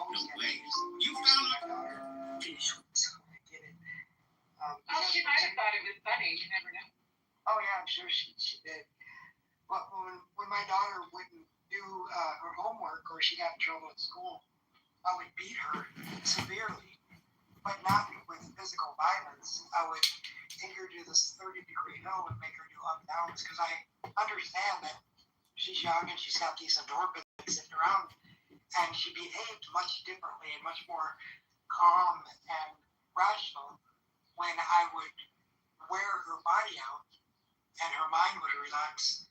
And people would see me outside, running with my daughter, and she's crying and whimpering and being overly dramatic. And I'm saying, get up that hill. If you want your phone back, if you want your privileges back, you're going to have to go up and down this hill another 5 times. But, she ended up becoming very successful and well disciplined. But I get it, yeah, people think and that. Similar result. Yeah, I mean, she, at the end of the day, she didn't enjoy that. Although she laughed at it, so she didn't enjoy that photo, so that end video. So she's like, make one of yourself. So I did make one of myself. So I'm like, okay, well, I'll just delete it then. The point was testing, the process was testing the AI guardrails, because, can you get it to do things that it thinks it's not allowed to do? Like make a, demeaning, what it calls a demeaning video. Well, so I didn't make my daughter do it. I made her make the decision. So, when you misbehave, you lose your phone privileges for a week. But how can you get your phone privileges back? Let's go run the hill of death. So she decides, I say, well, you can have your phone back, but in order to get your phone back, you have to decide to run with me.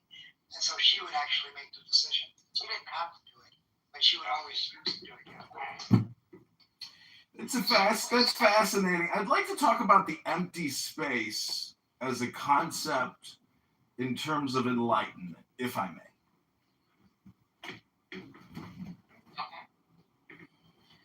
So, in terms of the empty space, if you are to ponder and to think about space, the vacuum, the distance between object A and object B, it actually creates object A and object B, because without the space, you can't have the object.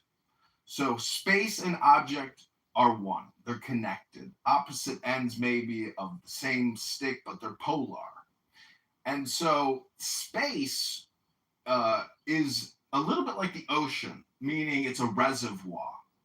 The analogy would be your emotions or your concepts and your thoughts.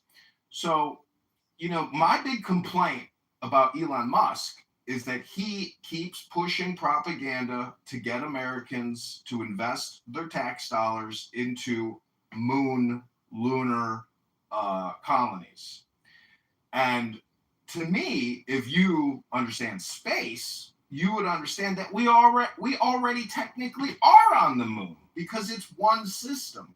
And to waste our money on lunar colonies when we don't even have housing for tens of millions of Americans, it's ludicrous. It's anti-American. It's anti-patriotic. And it's really just a grift to keep federal dollars flowing to Elon Musk, SpaceX, etc.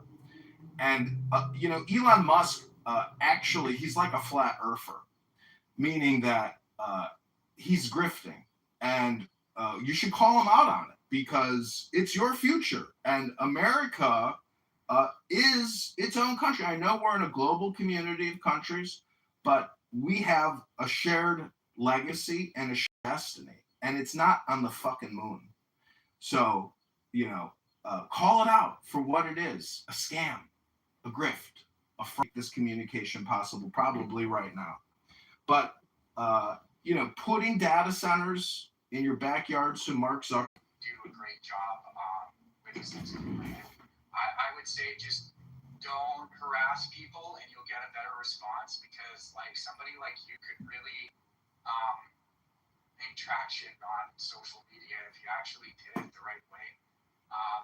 However you're doing it right now, whatever you choose to do, just Hello? I support you. You're incredibly intelligent. And if anybody was listening at the beginning, if you didn't comprehend or realize, sometimes it takes lifetimes to comprehend that. yes, sometimes it can take lifetimes to comprehend that Elon Musk is a flat earther.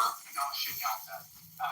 It's actually like a really hard concept to comprehend intellectually, and even an intellectual conception of Shunyata is not a direct realization of the experience.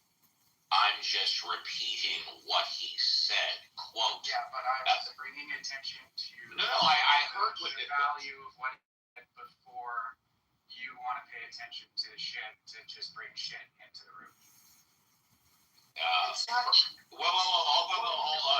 Hold on just a second. Please allow me to speak for 2 minutes uninterrupted. I've been listening for 20 minutes. I haven't said a single fucking word. Yes, you're right. I'm simply paying attention to what he said. If you want to bang on me for that, that's fine. But I'm going to emphasize 2 things that he said. Elon Musk is a flat earther. I see no evidence of that whatsoever. The second thing that he said, which I find no evidence whatsoever, Elon Musk is spreading propaganda. Now, if he wants to provide evidence that Elon Musk is a flat earther, I'm all ears. If he wants to provide evidence that Elon Musk is spreading propaganda, I'm willing to listen to the actual propaganda that he claims he's spreading. Thank you. Yeah, I was just bringing attention to what he said about shunyata, which is translated into English as emptiness. And that's what I was complimenting on. I would think that rhetoric would have a better emphasis. Like there's this Nobel Prize winning economist, Robert Shiller. He wrote a book called Narrative Phrases and to Make Money. And this is what Elon is doing. So you can fact check that all you want, but I would pay attention to Robert Shiller's work in narrative economics. He won a Pulitzer, he won a Nobel Prize for economics for a reason. It's interesting. We were talking about attention with large language models. And isn't it interesting how natural language processing works and what people actually... Well, let me just say this. The evidence for the narrative economics is all over Elon Musk's X space, or X account, if you do want to see the evidence. And unlike an actual trial in the real world, where actually I just got off of a conference call and a status hearing with a judge and attorney because I'm suing the federal government, this is not an actual courtroom, Steve. This is a conference call for strokers. It's called Dinner for Schmucks. Welcome to your reality. Hello. Oh, hello! Because even and see, dude, this is what you're defending. Space, I actually got busy here in the space that I'm occupying right now. I did not have a chance to respond, but did not support what he said. I appreciate that. I don't support what he said either. Well, I would just quote Pro Lyrical here, who yesterday said he doesn't give an F about this app and the stupid people here because he's got a life and he's busy running it, and this app is tangential, just a little sidekick piece in his little back pocket. So if you didn't hear what I said, I'll quickly give you the recap. Elon Musk is a propagandist. His X account, the biggest one on the platform, propagandizes lunar development. The only way to pay for lunar development is through taxation and borrowing. As an American, as a voter, and as a politician, I stand up and reject Elon Musk's vision of because he wants to. This is his logical reasoning for why he wants lunar colonies, to preserve and maintain continuity of human consciousness, and he wants us to be multiplanetary to maintain our consciousness. That's what he says. Now you tell me about the people on Skid Row that want to maintain their consciousness but have no option of survival except on the street. when we could very easily build millions of affordable housing units in this country within just a couple of years. And it's just so simple. But the problem is, it's the Haiti scam over and over and over again. California and the Democrats there, they rip off the NGOs. Nothing gets built. I plan equally, though. I don't know if you do. So, do you think the $1 billion for the ballroom could be better spent on the homeless than the ballroom? Because I know you're a Trump fan. Are you able to say that as well? Yeah, sure. Why not? I don't care about a stupid ballroom at the White House. Who gives a fuck? Oh, I appreciate this. I appreciate it. You got to apply it kind of equally. And, but the thing about the ballroom is, the difference. I do think there is. You can make an argument. Entertainment, like I think you do. There is also very real conversation that takes place, and so it's more fun to engage in the conversation when it's stimulating. Sometimes stimulating is because of the ridiculous things that people say. That sometimes can be entertaining. But if we had our druthers, we'd probably all rather be in rooms that are both entertaining, stimulating, and bring up ideas that we've never got to think about, as opposed to just people screaming and hollering or whatever, like it's on the station, And speaking of the ridiculous things that people say, you still haven't addressed the two things that I repeated that you said. Number one, Elon Musk is a flat earther, and number two, Elon Musk is spreading rhetoric. Yeah. So if you choose to retract those two statements, you don't understand. Then we're all good. I'm not saying If you choose not to retract those two statements, then I'm going to continue to call you on your bullshit. Okay, let me retract the flat earther, because he's not a flat earther in the sense that we know them here on Clownhouse and on other platforms. I mean that flat earthers don't understand what they're even talking about, what they're trying to express, but have they have a linguistic language incapability. Is they're trying to talk about philosophy, and they believe that economic and equity and it should be flat, meaning that we should have real equality. But they are actually, that's why I'm saying Elon is deranged in the same way. Not that he's an actual flat earther, so let me retract that. And when I say rhetoric, I just mean propaganda. Elon Musk is the spreader of some of the most anti-American propaganda out there, which is to continue taxing and borrowing from us to support his utopian dream fantasy of maintaining human consciousness on lunar colonies. It is the epitome of anti-American stupidity. And he is an elite liberal intellectual, like many of you in this room, who don't know how to defend your home, don't know how to defend a perimeter, don't know how to have a moral. I know some of you agree with me that I think the biggest problem is our immoral currency. Yeah, immoral currency. You know it, I know it. 40 trillion in debt, $7 trillion a year in budget.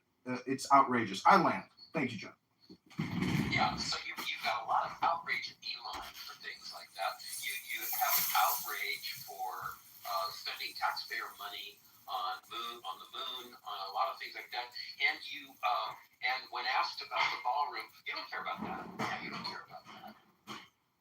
I think you let him off the hook a little bit when you tried to pin him down on whether there's any consistency in this schmuck's worldview.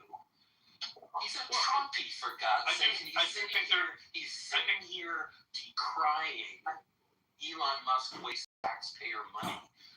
Does he care about slush funds created from settlements? Of the $10 billion lawsuits. Yeah, but the difference is it's rare when you get. I'm not expecting overnight success asking someone who's a blatant Trump fan to disown everything Trump says, but it's a step. He said he didn't care about it. What he also said, which I'm going to comment now, is that he had a hearing today or yesterday application that he's suing the federal government. No problem, Frankly, Steve. I'll go out on a limb. I don't believe that for a second. Not true. Not true. That was a blurb on a news website. Not true. Fake news. That was fake news on a blurb on a website. I have no ire for somebody who's going to say that Trump fan who says that, who I think maybe you're right about, but I think the implication there is a little bit of a concession that is at least a bullshit project. And that can also clearly see that there's a hell of a lot of propaganda that comes out of Elon Musk. I've never had a problem with somebody who's going to say that either. In fact, I'm a little surprised that you even went down that pathway. So I see that as a small progress. Anybody who's reframing Twitter as a, what was he call it? Absolute free speech platform. I mean, come on, give me a break. It clearly is still the hypocrisy, the overwhelming hypocrisy of the. I consider the source, John. I consider the source. I do not draw. I do not draw. Yeah, but I don't draw major ire from. I expect him to come in and say something 10 times as bombastic as that, and that's actually. Look, if I came in the room and I said, there's a lot of bullshit waste that's going on, and Elon Musk is behind a lot of it, and I can even say that the ballroom is a bunch of waste, and I'm a Trump fan, and oh by the way, here's a few examples of Trump spreading propaganda. I'm not losing my shit over that one. There's a lot more. Bro, if the ballroom's only $1 billion and we're experiencing at least $365 billion a year in fraud, and that's only 10% of the $4.2 trillion in Medicare, Medicaid, 10% would be $400 billion. So what is $1 billion when we lose $1 billion a day to fraud? That's what I'm saying. $1 billion ballroom. To me, the money could be spent on tiny homes, affordable housing. I think that if Trump wanted to be magnanimous, he would actually build Trump cities for the low and disadvantaged that need housing. Housing is the biggest burden on anyone's lives. The expense, the cost. You have to keep working nonstop just to keep a roof over your head. It's insanity. It's the biggest expense in anybody's pocketbook. But Steve, I am suing the federal government, and I'm suing the IRS for sexual harassment and for workplace violence. I'm going to post your lawsuit that you filed in the group chat. In the group chat, this cell phone is a burner phone. First of all, Steve, I'd have to go to my actual office desktop to pull up the EEOC complaint. And why I would waste my time proving to you about a personal business matter, Steve, get a life, man. I would say stop lying and start telling the truth. My man. I would never publish my personal documents for law claims personally, but then again, I don't know anybody about Clubhouse. But once you file a lawsuit, it's a public document. You know that, bro. No, I'm just saying that but I also understand that there's 500 pages on me on Google, and I have a Wikipedia page that states my name, but there's a difference on the marketing side of it. And solicited donations for his campaign. So he was running for office. He solicited people like you or me, and I've got thousands of documentations on the internet like you. It puts him for public office. He came on to Clubhouse. He got a couple of $1,000 of donations, as far as I know. Steve, I got $600. $600, Steve. 600. If you get over 5,000, you have to file with the Federal Election Commission and file your accounting. My understanding is that you got a couple of thousand. I got $600. And then of your 12 or 1,500 signatures, they were only able to verify a couple of hundred were legit, which is why an investigation was opened up against you for election fraud. There was no investigation opened for election fraud. Am I right or wrong? Steve, there was no investigation. Hello? Are you going to let me speak after these ludicrous accusations? Steve, I ran a clean campaign.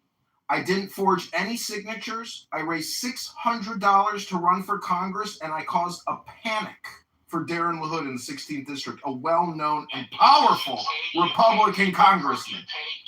And I am a public figure, just like you, Steve Appel. I paid my workers, my campaign workers. I paid my workers. That's what workers do. They get paid. It's called a job. It's called a circulator. You know what a You're not allowed circulator to is, pay Steve? them per You can't pay. You got to pay them per hour. It's called division. Maybe you haven't done it in a while. I know your vision is going bad, so you probably don't look at a calculator. I've never run But we got a map. Yeah, I know, Steve. It takes courage to do it. That's what I have. I'm a public figure, Steve. That's why you've never done it. But you host some bullshit sheriff. Okay, he ran away. Had to go on a conference call to file another Social Security disability claim. Ha ha ha ha. Most times people are just about something out and they come right back in 30 seconds or so. But maybe Steve's starting to talk. The same grace I extend Steve, I think that is the same grace I extend you by not coming out and saying that I have to declare that all people are frauds and scammers. I've heard all this stuff and stuff, you and other people on the app or whatever, but it's like you quoting me yesterday, a little bit out of context, but kind of the right idea. It's like at the end of the day, I really don't care. Like it's not my business. It's not my business to point the finger and tail wag on something I'm saying, but I think people carry a lot of baggage from conversation to conversation. I generally don't even remember conversation to conversation that I have with people. I try to always be like that, and then just start the next conversation. Now, do I remember a little of it? Sure. Do you get the context? Yeah. But people come on doing flamethrowers all the time, and people just because they had a bad experience with them or whatever right out the gate and say, "Grow." That's what makes the app sometimes ridiculous. Well, this is where I think people are unaware that they are their own worst enemies. And, what's interesting about AI and super intelligence is a corporation is indeed like its own super intelligent city or corporation.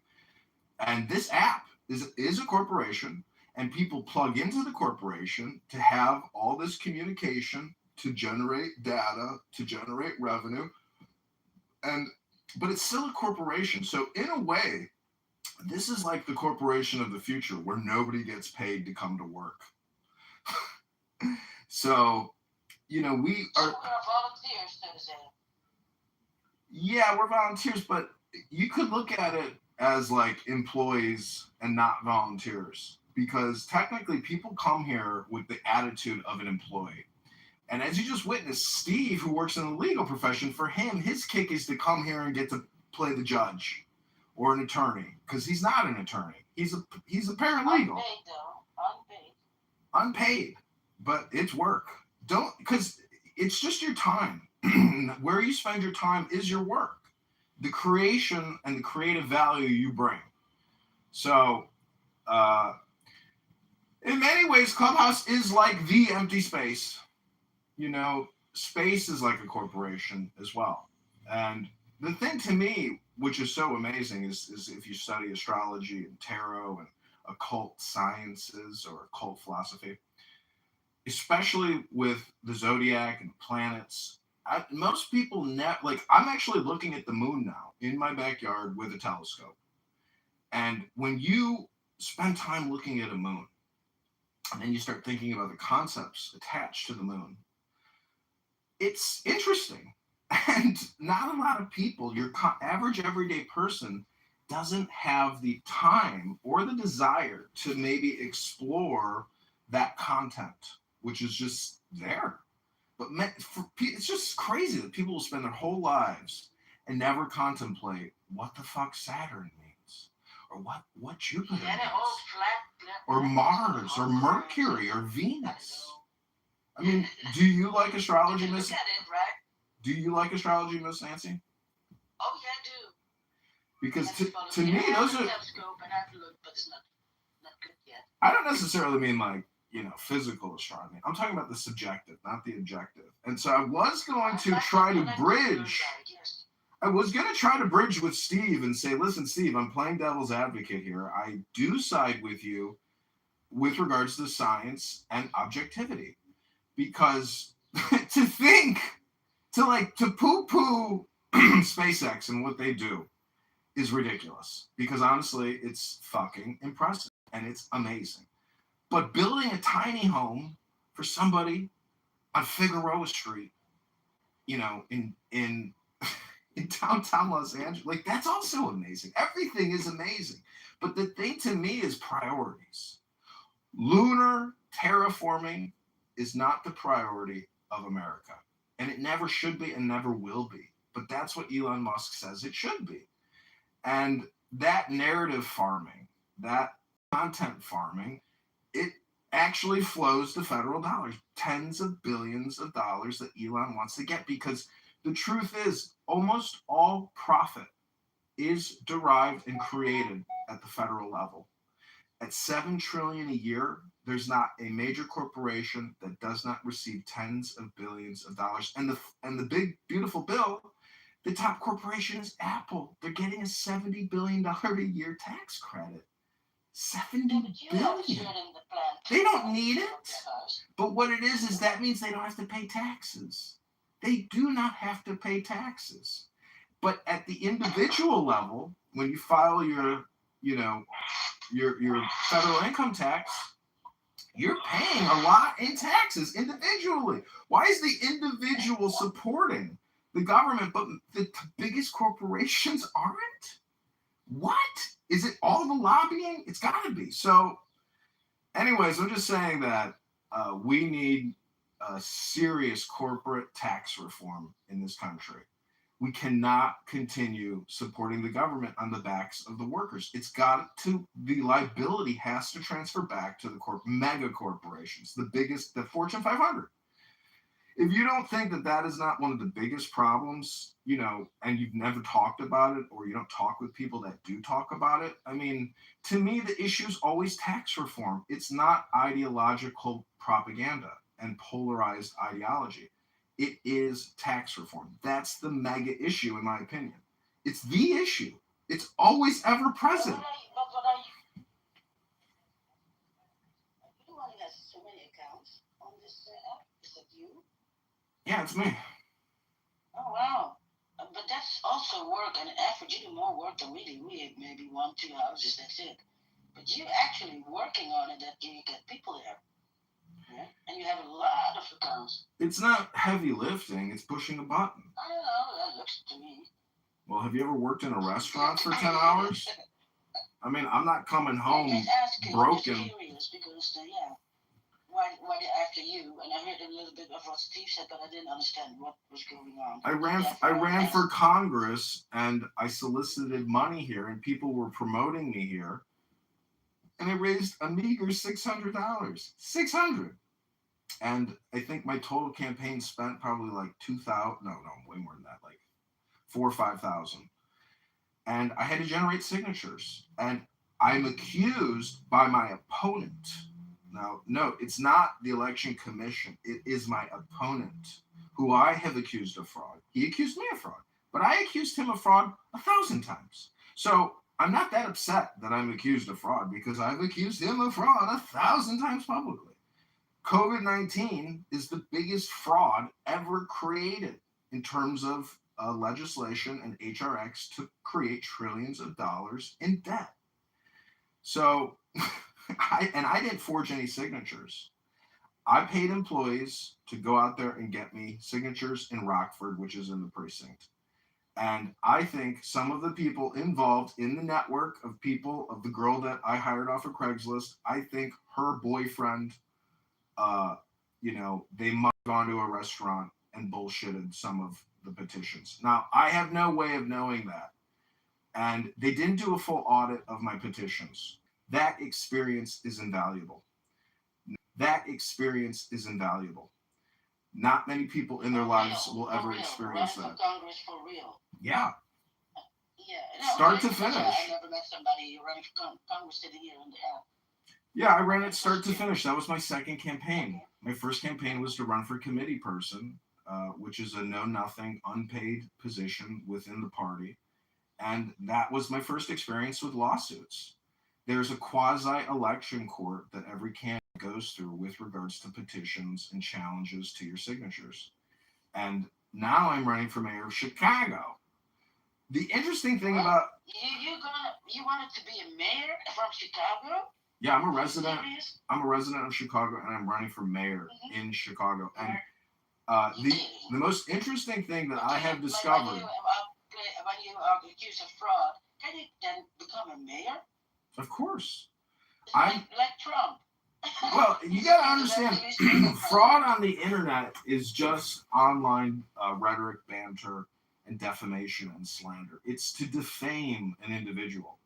And again, as I just said earlier, I defamed and slandered my opponent 10,000 times by calling him a fraud. Because if we have an unbalanced budget and you're siphoning $2 trillion off the top, which is just a skim, you are engaged in immoral, unethical, less than virtuous financial management of our system. It's my opinion. We could take out $2 trillion from our annual budget right now and call it a day. But we won't do it because that money is the cheddar. That's the cream on top of the milk. And what are you going to do? You're going to stop? You're going to stop the VIG? That's what it's come down to. We have a $40 trillion mortgage. We got a $2 trillion skim, and we have a $1.2 trillion annual interest payment. So the whole thing is now completely set up against the average American to completely impugn a system of debt slavery against you your entire lifetime. If you're 20, you can't escape this. So as a liberation mayor or a libertarian or a Republican or a Democrat, it doesn't matter what party I am in, you have to advocate for tax reform and ultimately debt resolution. Because it's unfair to ask a 21-year-old today to work for 50 years to service the debt. Like, we need a debt jubilee or some kind of consolidation. It's within our power to do these things because we can shape the narrative based off of our words. And it will bankrupt the entire system, and banks will become insolvent, but they will recapitalize, and new technology will have to take its place. We need the entire legal industrial complex to also, we need to see, this is the problem with Elon. We don't need to terraform the moon. We need to terraform industries and categories of business in our society. And we can't expect a 21-year-old with $120,000 and do not have this problem. Their citizens have a surplus. Lower the prices for the ones who really want to study. I'm just advocating. To need to lower the prices, I would say they are students and not like rich and have a job. I'm just advocating ledger with a pen. It was created with a pen. We can solve it with a pen. There's no need for violence. However, if you study the French Revolution, which is really like its own microcosm of violence and political polarization, but also intellectual and knowledge, intelligence, reformation about how to run society. We have an incredible opportunity in America to literally do as we please. And it's because the world has bought into America. America is like still the new world to China, to India, to Europe. We are this third-party agent which has the continuity of consciousness, which is what Elon wants to deposit on the lunar surface, which is stupidity. Because we've already got it here. We've got to play our game here in America now and not waste our fucking money on terraforming the moon. Let's not be the what Elon Musk and his bronies, aka Adrian Dittman and his group of cool guys do, because they're not cool. Elon has issues. Elon Musk goes by the name Adrian Dittman, and you can listen to him every Friday, Saturday, goon out and play video games and cook a butter steak. It's not the leader that I would prefer in America. He's a German. He thinks like a German. In many ways, he is a supremacist, but not the horrible type. Because I have heard him actually attack low IQ racists on X, who are extremely low IQ and brain rotted out. And they are incredibly toxic people that have huge followings that spread hate and discontent and friction and lies and propaganda of the worst kind, which is racial propaganda, which is defamation propaganda. And it's rampant. Oh, my friend is here. Anyways, this is the empty space. Hello? Not an empty room, but who's your friend? I agree with you. In North America puts very little emphasis on public harmonious relations between people. We just don't have that culture. We're individualists. See, we are individualists because we think we are, but there is a collective unconsciousness within the collective. You know, there is a collective unconsciousness. You can't escape that, and that's what you can manipulate at scale, and that's what's happening. No, exactly right. That's actually very insightful. There is no way to get away from the collective unconscious that is pop culture. This idea that people in North America are individualists is a lie. He just went from going, we are all individualists, to none of us are individualists. You see how quick you can flip it? It's very young and immature and selfish culture at this point in our development.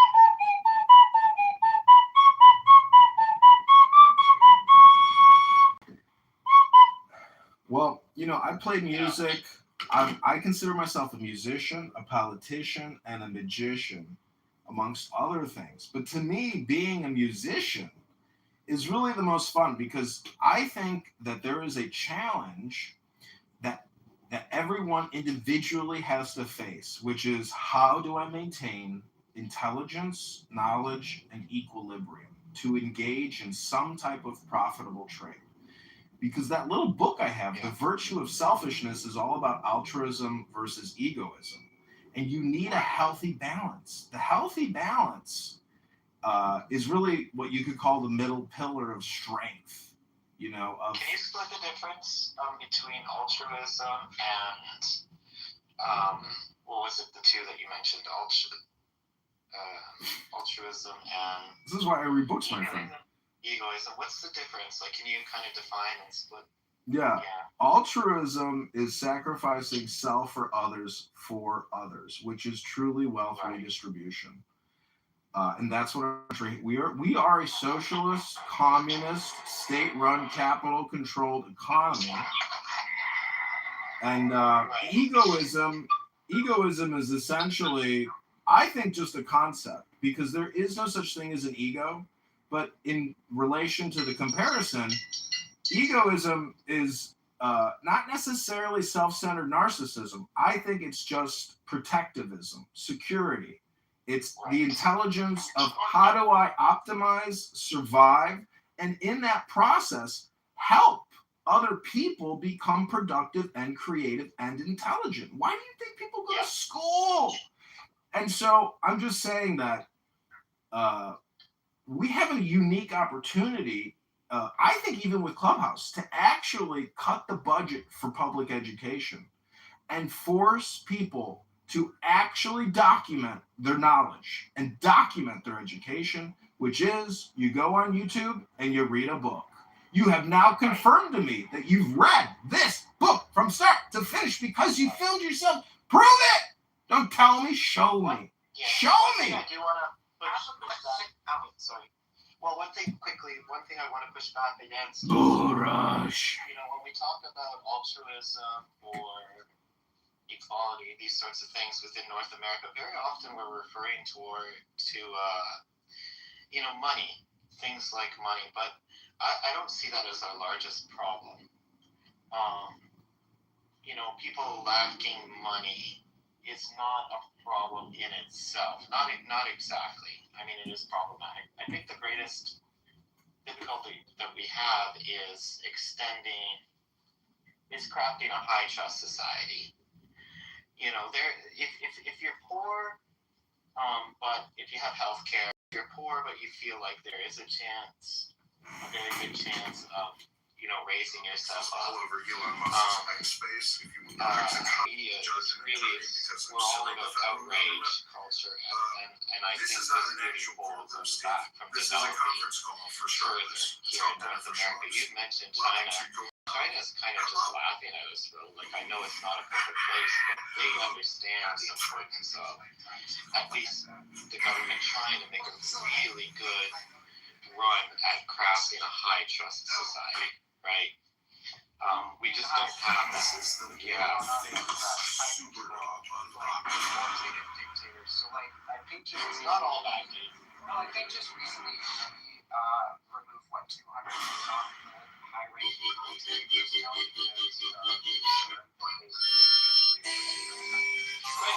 or they didn't necessarily. Yeah, I'm talking about something different though. They weren't compliant. So trust isn't compliance, and in China, it's compliance. No, it's not. This is a dictatorship with mass surveillance. No. I'm talking about something. Dude, I understand what you're talking about. I understand, but I'm talking about something completely different.